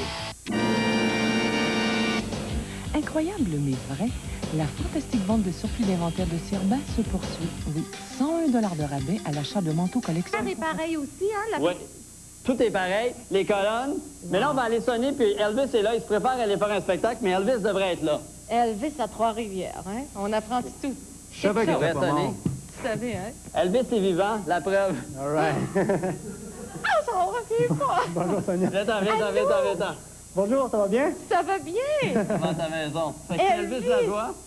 C'est tellement gentil de nous accueillir chez toi. Ça fait plaisir, Sonia. Je suis ben... Hey, Elvis me connaît, il a dit mon prénom. Mon Dieu! Ça, c'est quelque chose. T'es big, Sonia. Mais Elvis, je capote. Je suis devant ta maison, le sou, tout est pareil. Oui. T'es qui, toi? Je suis Elvis Lajoie. Ça fait quand même 15 ans de métier que je fais dans le domaine du spectacle. On a fait beaucoup les États-Unis. On revient au Québec, puis on va entreprendre beaucoup de spectacles. Donc, prochainement, on va en parler tantôt, là. Ah ouais? Des gros projets. OK. Il y avait un article sur toi à l'automne, tu disais que pendant tes spectacles, parce que tu fais des spectacles d'Elvis, les gens criaient et les gens pleuraient également. Mais est-ce que tu dirais que les gens crient plus ou qu'ils pleurent plus pendant ton spectacle? Ça crie plus. Ouais. Mais je pense que le monde se défoule pas mal dans le spectacle. Fait que, on a un bon feeling. On va aller voir, parce que ça, c'est la maison, mais tu as aussi une sorte de petit musée, un petit sanctuaire, Elvis, je pense. Bon sanctuaire, oui. Fait qu'on va aller voir ça en bas. Oh, On va rentrer. Hey, j'ai jamais eu l'occasion de visiter Graceland à Memphis, donc là, je suis très contente. C'est la maison ça me du fait King. plaisir, Sonia. Wow, quoi? Est-ce que c'est aussi payant imiter Elvis que d'imiter Patrick Normand? Je pense que je peux répondre à celle-là. Fait qu'on rentre. OK, ça, c'est On vous suit. OK, on va alors Elvis, explique-nous un peu c'est quoi ici. OK, ça, c'est tout, en fin de compte, mes souvenirs de ma carrière. Oui. C'est tous des cadeaux que j'ai eus par rapport à mes spectacles. J'ai presque pas mis d'argent sur ça. C'est des posters, des souvenirs. Vous allez voir de toute façon un petit peu de mes souvenirs de spectacle. C'est ça. Il y a donc un lien ici pour tout ce qu'il y a, même la table de billard. Ici, en premier, on va voir la table de billard, juste ici. Évidemment, ça, c'est une table de billard. Tu vois pas vraiment le lien, mais quand Elvis, à la fin de sa carrière, portait un sou de verre avec des poches qui ressemblait à une table de billard. C'est un peu ça, le lien. Là, Jean-Michel! on a le timbre Elvis. On a le timbre Elvis, puis je comprends qu'il ne l'a pas encore utilisé parce que t'imagines la grosseur de l'enveloppe. On a plein de choses Elvis ici. C'est vraiment impressionnant, comme on a ici Elvis dans le temps qui était avec Village People. Oh là! Ce que peu de gens savaient. Elvis, on va continuer. Hey, tu m'en apprends beaucoup, là. Là, on a les sous. Tu peux nous parler un peu des habits? Ben, c'est mes habits de spectacle. Là, à travers, j'ai beaucoup d'habits comme ça. C'est ta mère qui les fait, Elvis? Oui. Wow. Sonia, je suis très fier de mes parents. Mes parents m'ont toujours appuyé dans mes spectacles. Fait que c'est des copies d'Elvis Presley. Et toi, tu dis, Elvis, que tu n'es pas un imitateur, mais que tu personnifies réellement Elvis, c'est ça? Oui, parce que c'est pas le même feeling que imiter puis avoir une ambiance de spectacle. Personnifier Elvis, c'est pas le genre, autrement dit, d'aller dans un centre de choses et « all right, avec les grosses lunettes, tu sais. C'est une belle ambiance qui se fait que c'est pas une imitation, c'est une personnification. Est-ce que tu as déjà eu la chance de le voir en spectacle? Les 2 derniers spectacles avant qu'il meure, à Cincinnati et Indianapolis. Et tu es déjà allé dans la maison d'Elvis aussi, tu disais. En 89, on était reçus par les Presley, parce que j'ai fait beaucoup de spectacles aux États-Unis. Et quand j'étais visité à Graceland, ils m'ont donné un certificat comme de quoi de bienvenue. Est-ce qu'ils savent que tu as construit le Graceland numéro 2? Probablement. Il y a beaucoup de personnes, il y a 2 ans, il y a 3 ans, ma maison, il y a 2 ans, ont descendu de Memphis pour voir la résidence. Wow.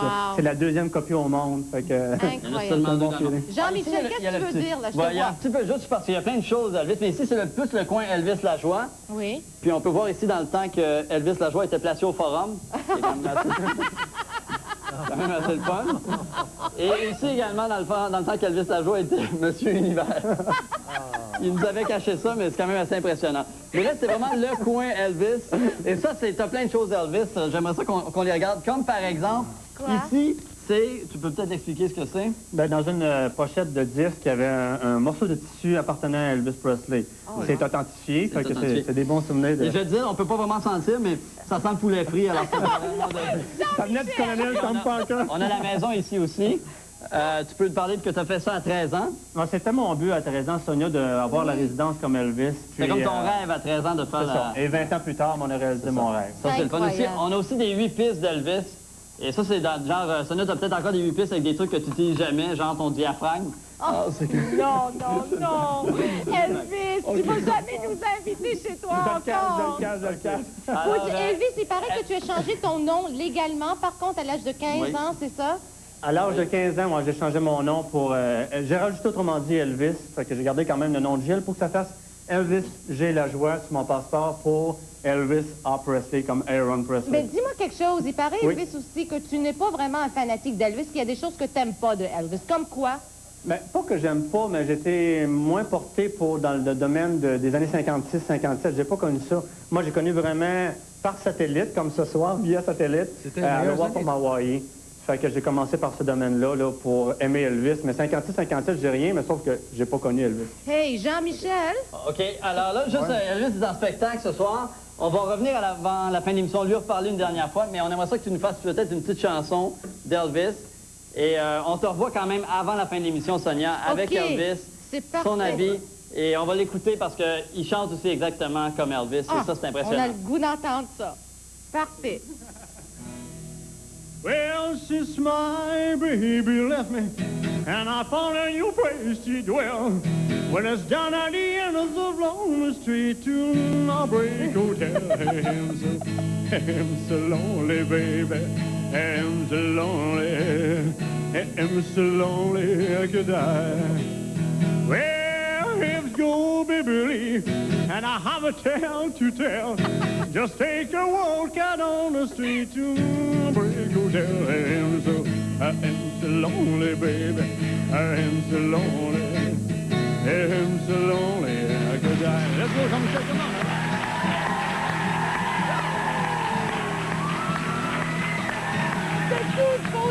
On va aller les rejoindre un petit peu plus tard. Moi, au début, j'étais inquiète pour Elvis Lajoie. Là, c'est Jean-Michel Dupont qui m'inquiète, mais on va voir qu'est-ce qui se passe. Après cette courte pause, on vous revient avec les potins de l'or dans le cadre du French Cancan avec Thomas Schnurmacher. Ne bougez pas, on vous attend.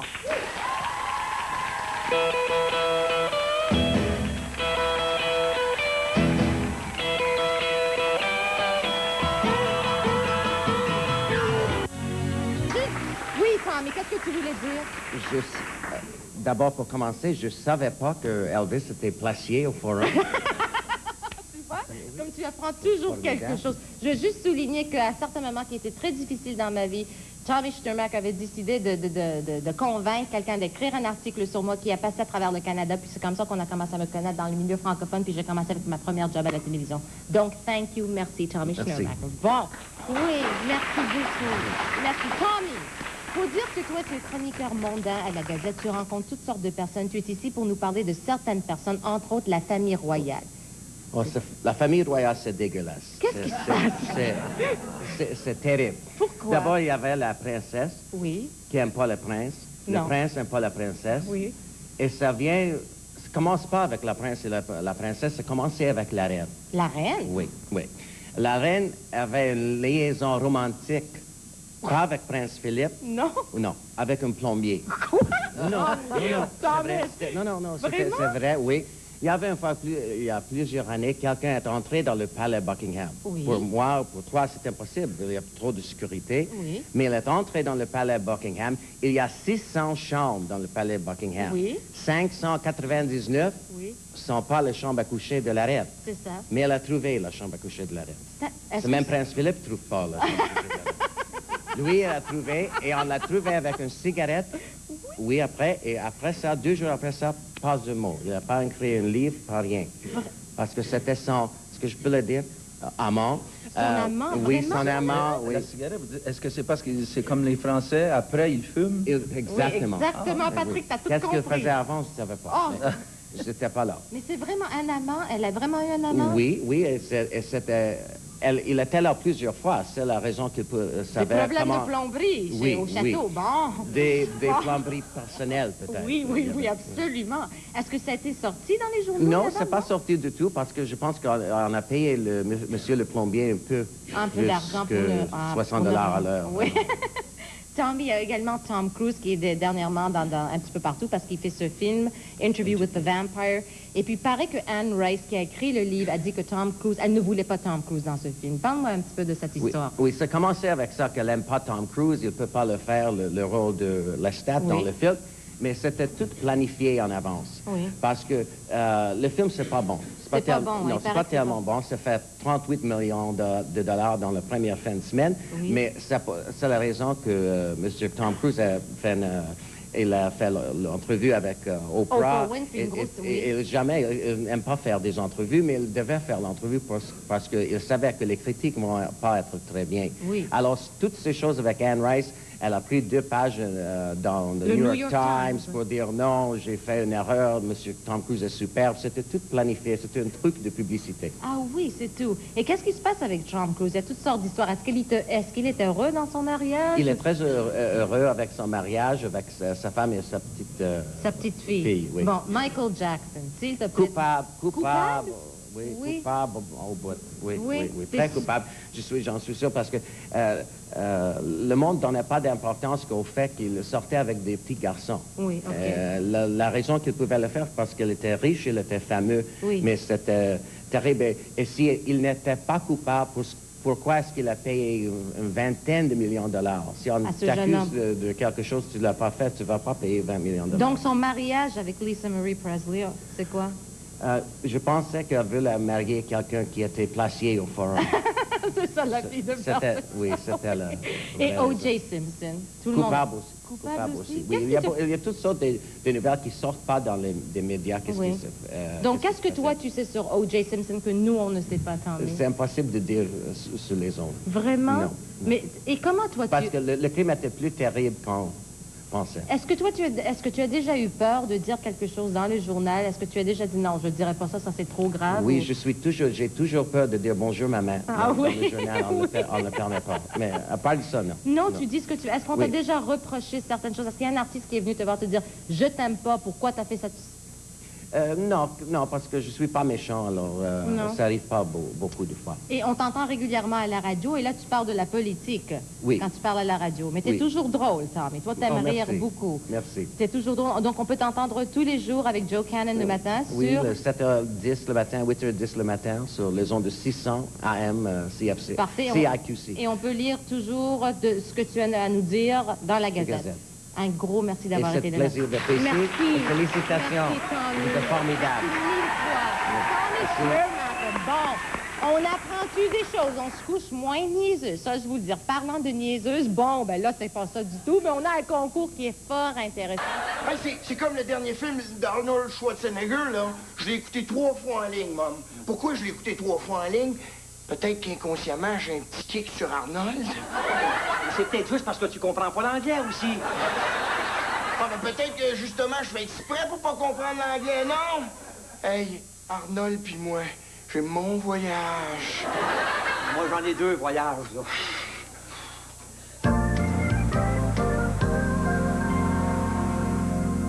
Ah, je te veux. Ah, je te veux, là. Oui. Ah, que je te veux donc, là. Ah, non, ça marche pas du tout. Non, on dirait que ma tête est en amour avec toi, mais que mon corps, il est juste copain, lui. Oui, mais on peut faire l'amour en copains, si tu veux. Oh, moi, j'ai bien de la misère à mêler amour et amitié, là. Ça te manque de pas le faire, hein? Ben, à date, ça va, là, mais faudrait pas que ça dure 10 ans, quand même. Oh, mais moi, de la pression, c'est ça. Et Sainte-Foune, qu'est-ce que j'ai? Avec Jean-Marc, c'est tellement facile. Il y a juste à me dire allô, mon coco, puis pouf, le gâteau au lait. Non. Pauvre petit loup, c'est parce que tu veux trop. Oh, pas tant que ça. Oh. Allô, mon coco? Oui, baisse la voix un petit peu. OK. Allô, mon coco? Oh oui, Jean Caro, ça c'est... Il y a une autre affaire que j'aimais beaucoup de Jean-Marc aussi, c'est sa moustache. Ah ouais, c'est de valeur, j'ai pilé la mienne un matin. Tiens, regarde, j'ai ça si ça te tente. Oh, ben là! Ben quoi, un couple ben doit d'avoir des petits fantasmes. Oui, maman. Ah ouais. Bon.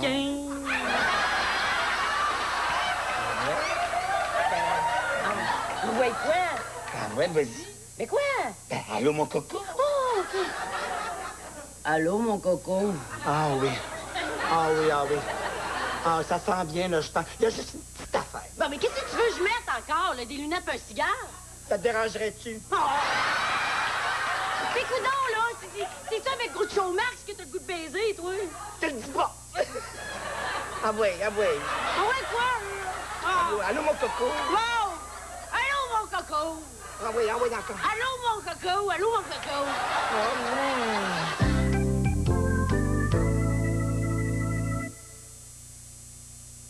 Vas-y, maman, essaye-la. Non, mais c'est... Un programme régulier d'exercice physique et un régime équilibré incluant les Special 4 Kellogg peuvent être une façon délicieuse de vous aider à bien paraître.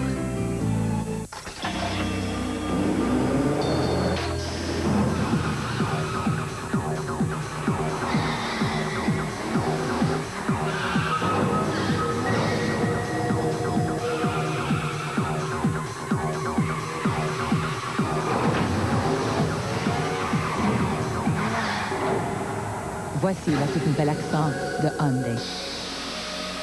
Une voiture difficile à battre. Mercredi soir, à Santa Maria, Richard craque pour une chanson. Et surtout pour la chanteuse. T'as l'air d'un saumon qui se prépare à monter rapide pour aller frayer. Il y a de l'amour dans l'air! Et dans Ma Maison, c'est au tour d'une autre chanteuse, Michel Richard, de nous faire voir la vie en rose. Enfin, Sous un ciel variable, c'est une autre chanson pour Camille, qui aime Allen. Allen Thompson, c'est le don Juan le plus connu de Belmont. Il crouse tout ce qui bouge. Un air de complicité, mercredi soir.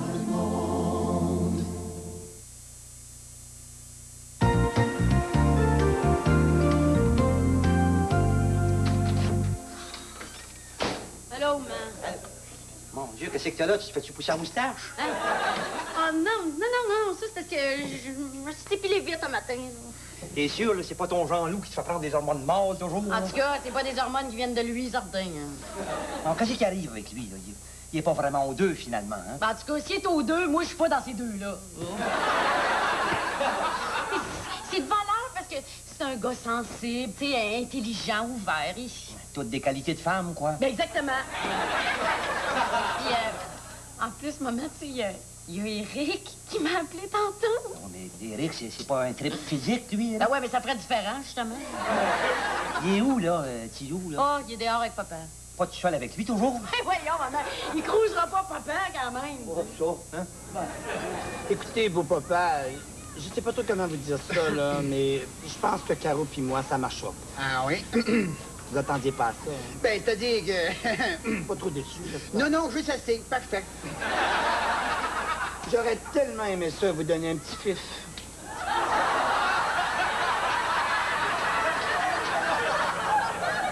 Un petit quoi? Un petit fils. Excuse-moi, j'ai jamais compris. Il y avait comme deux barres sur ton L, tu sais.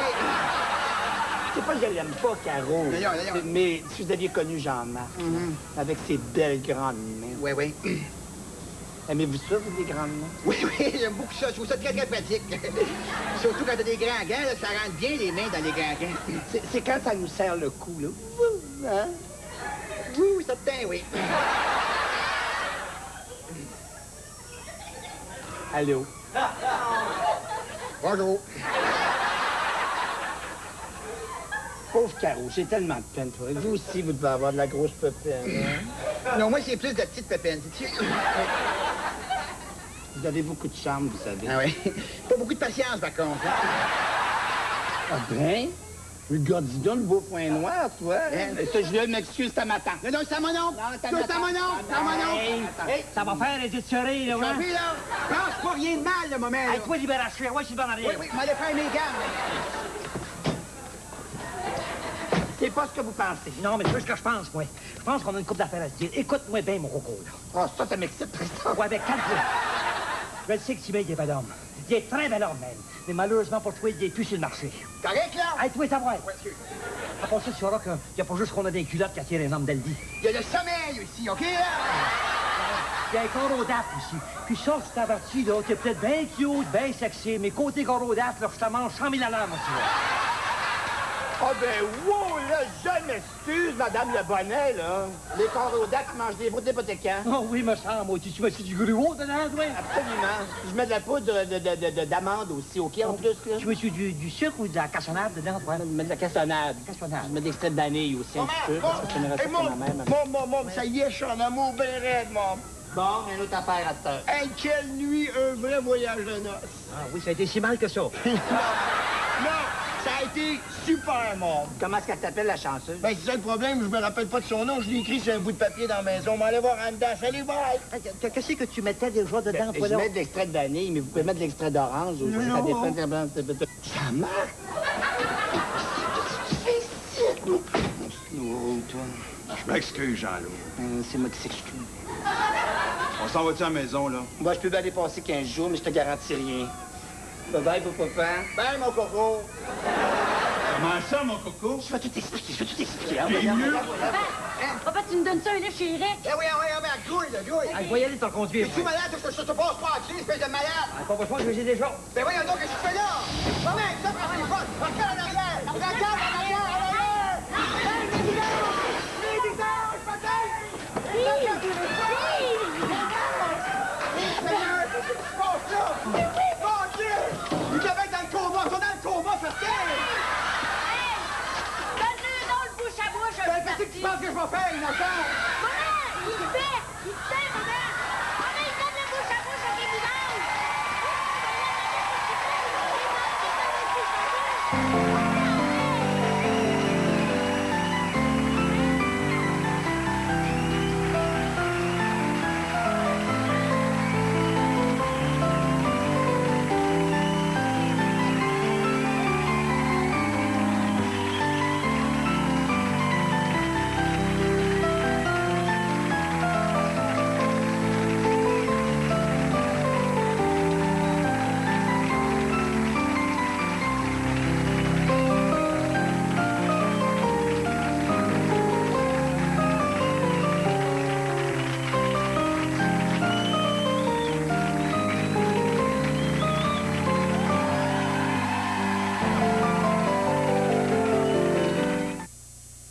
Vachon est bien content d'avoir été associé à cet épisode de La Petite Vie. Et que c'est fin.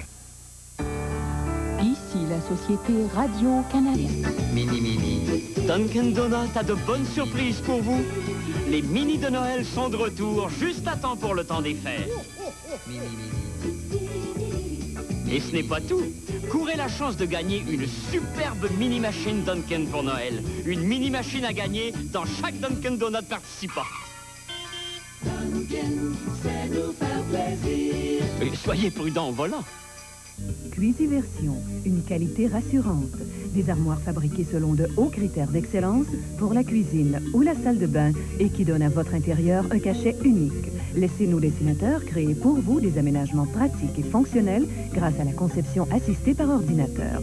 Stratifié, PVC, modèle Italo ou bois teintée, avec Cuisiversion, vous obtenez toujours un excellent rapport qualité-prix. Cuisiversion, une qualité rassurante. 5435 Boulevard des Forges.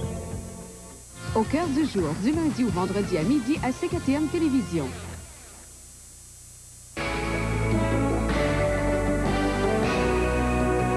Bonsoir. 50 km² de forêt au nord de Clermont, dans Charlevoix, ont été dévastés par la tempête de vent qui a balayé une partie du Québec. Il y a une semaine, 1 million d'arbres ont été cassés ou déracinés. L'état d'urgence a été décrété en Haïti à la suite du passage de la tempête tropicale Gordon, qui a fait au moins 100 morts. Gordon a également frappé Cuba, la Jamaïque et s'approche maintenant des côtes de la Floride. Et au point, une guerre féroce aux États-Unis entre les pros et les anti-tabac. À tout à l'heure. Être près des gens et les comprendre, c'est tendre vers un monde en santé.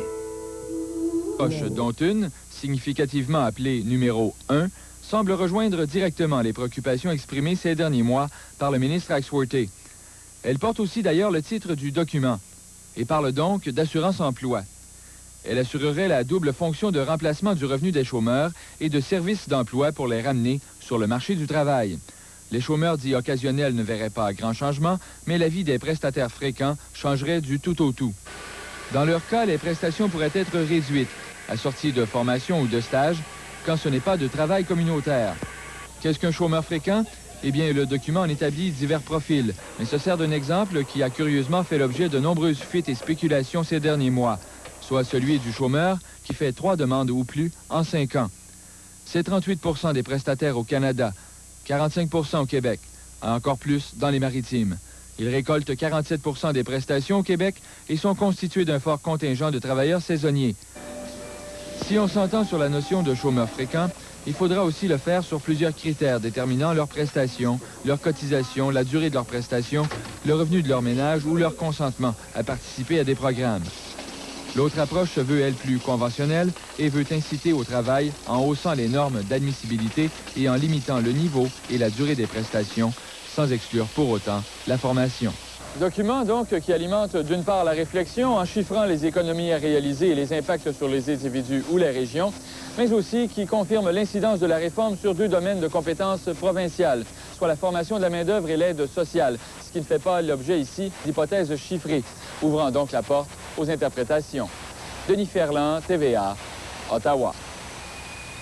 Le Canada continue d'accumuler...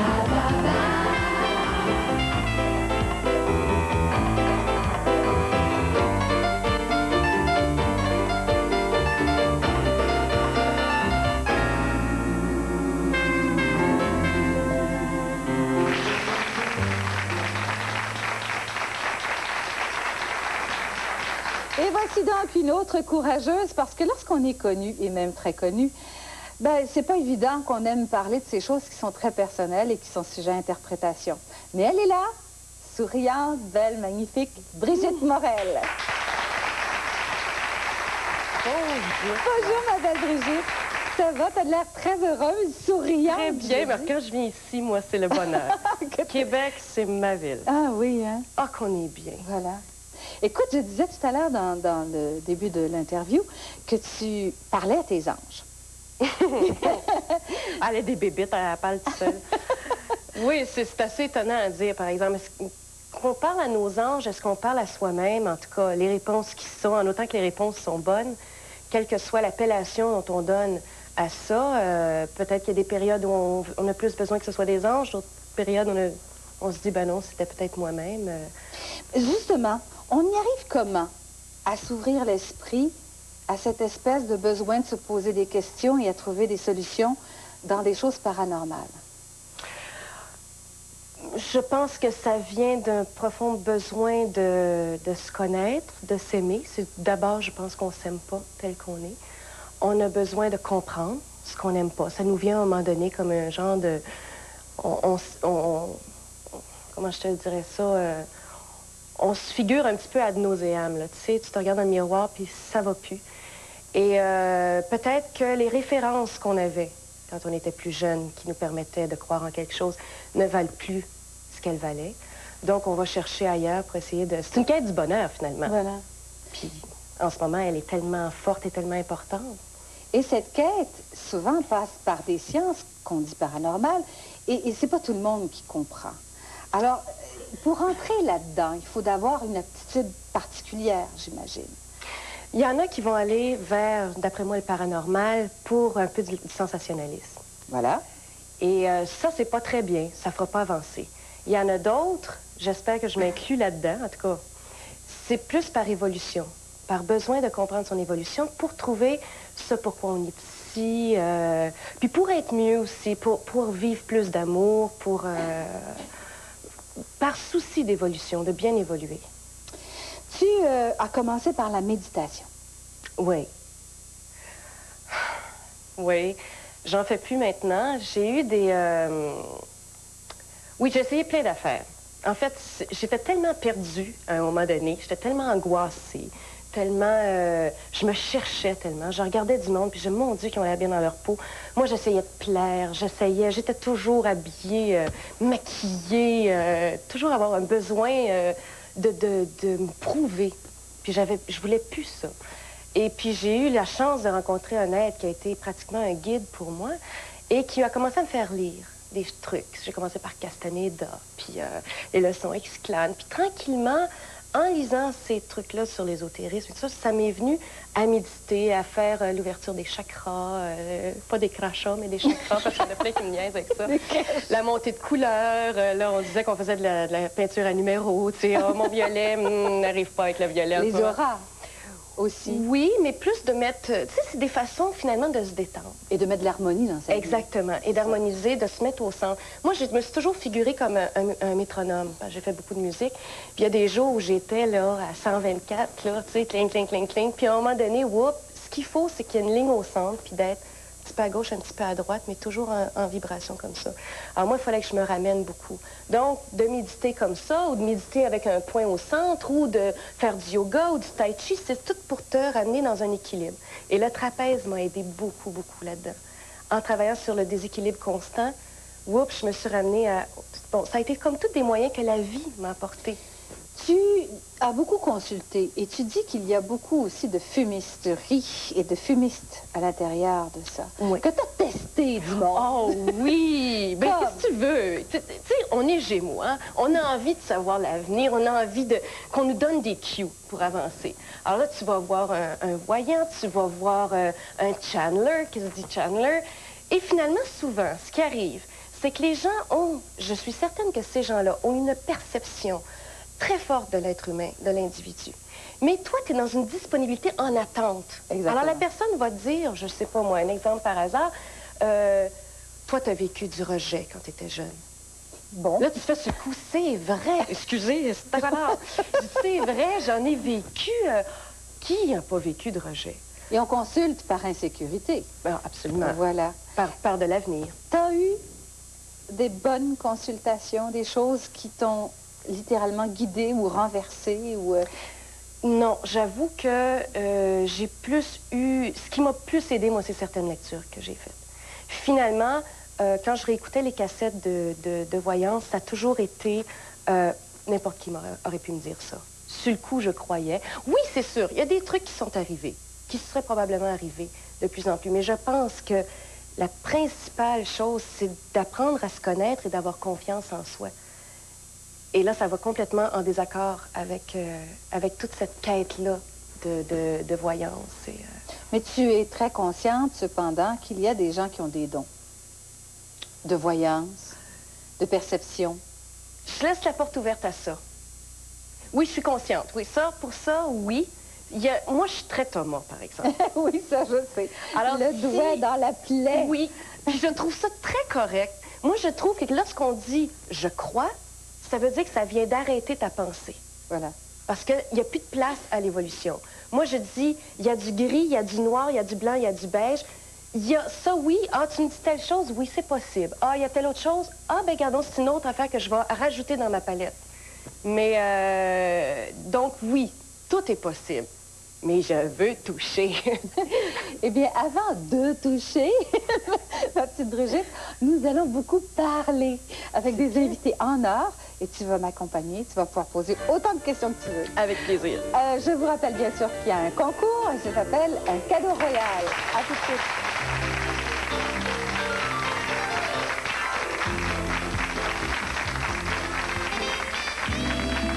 Habillez vos rêves grâce à Blablabla et Cristal Royal qui vous offre un cadeau royal. Courez la chance de gagner une des 5 garde-robes haut de gamme du designer international Peter Nygaard d'une valeur de 5 000 $ chacune. Ou encore une des 25 caisses des savoureux mousseux à faible teneur en alcool Cristal Royal, idéal pour toutes les occasions avec ses 4 saveurs populaires. Rien de plus facile pour participer. Regardez Blablabla avec votre TV Hebdo en main et notez la saveur du jour d'un des mousseux Cristal Royal mentionnés durant l'émission. Notez aussi le nom d'une des boutiques haut de gamme où les collections Peter Nygaard sont disponibles. Remplissez le coupon de participation à l'intérieur du TV Hebdo. Faites parvenir le tout à Concours un cadeau royal, casier postal 15150, Québec, G1K 7X2. À gagner 25 caisses des savoureux mousseux .5 Cristal Royal et 5 garde-robes haut de gamme du designer international Peter Nygaard d'une valeur de 5 000 $ chacune. Un cadeau royal offert par Blablabla, Peter Nygaard et Cristal Royal.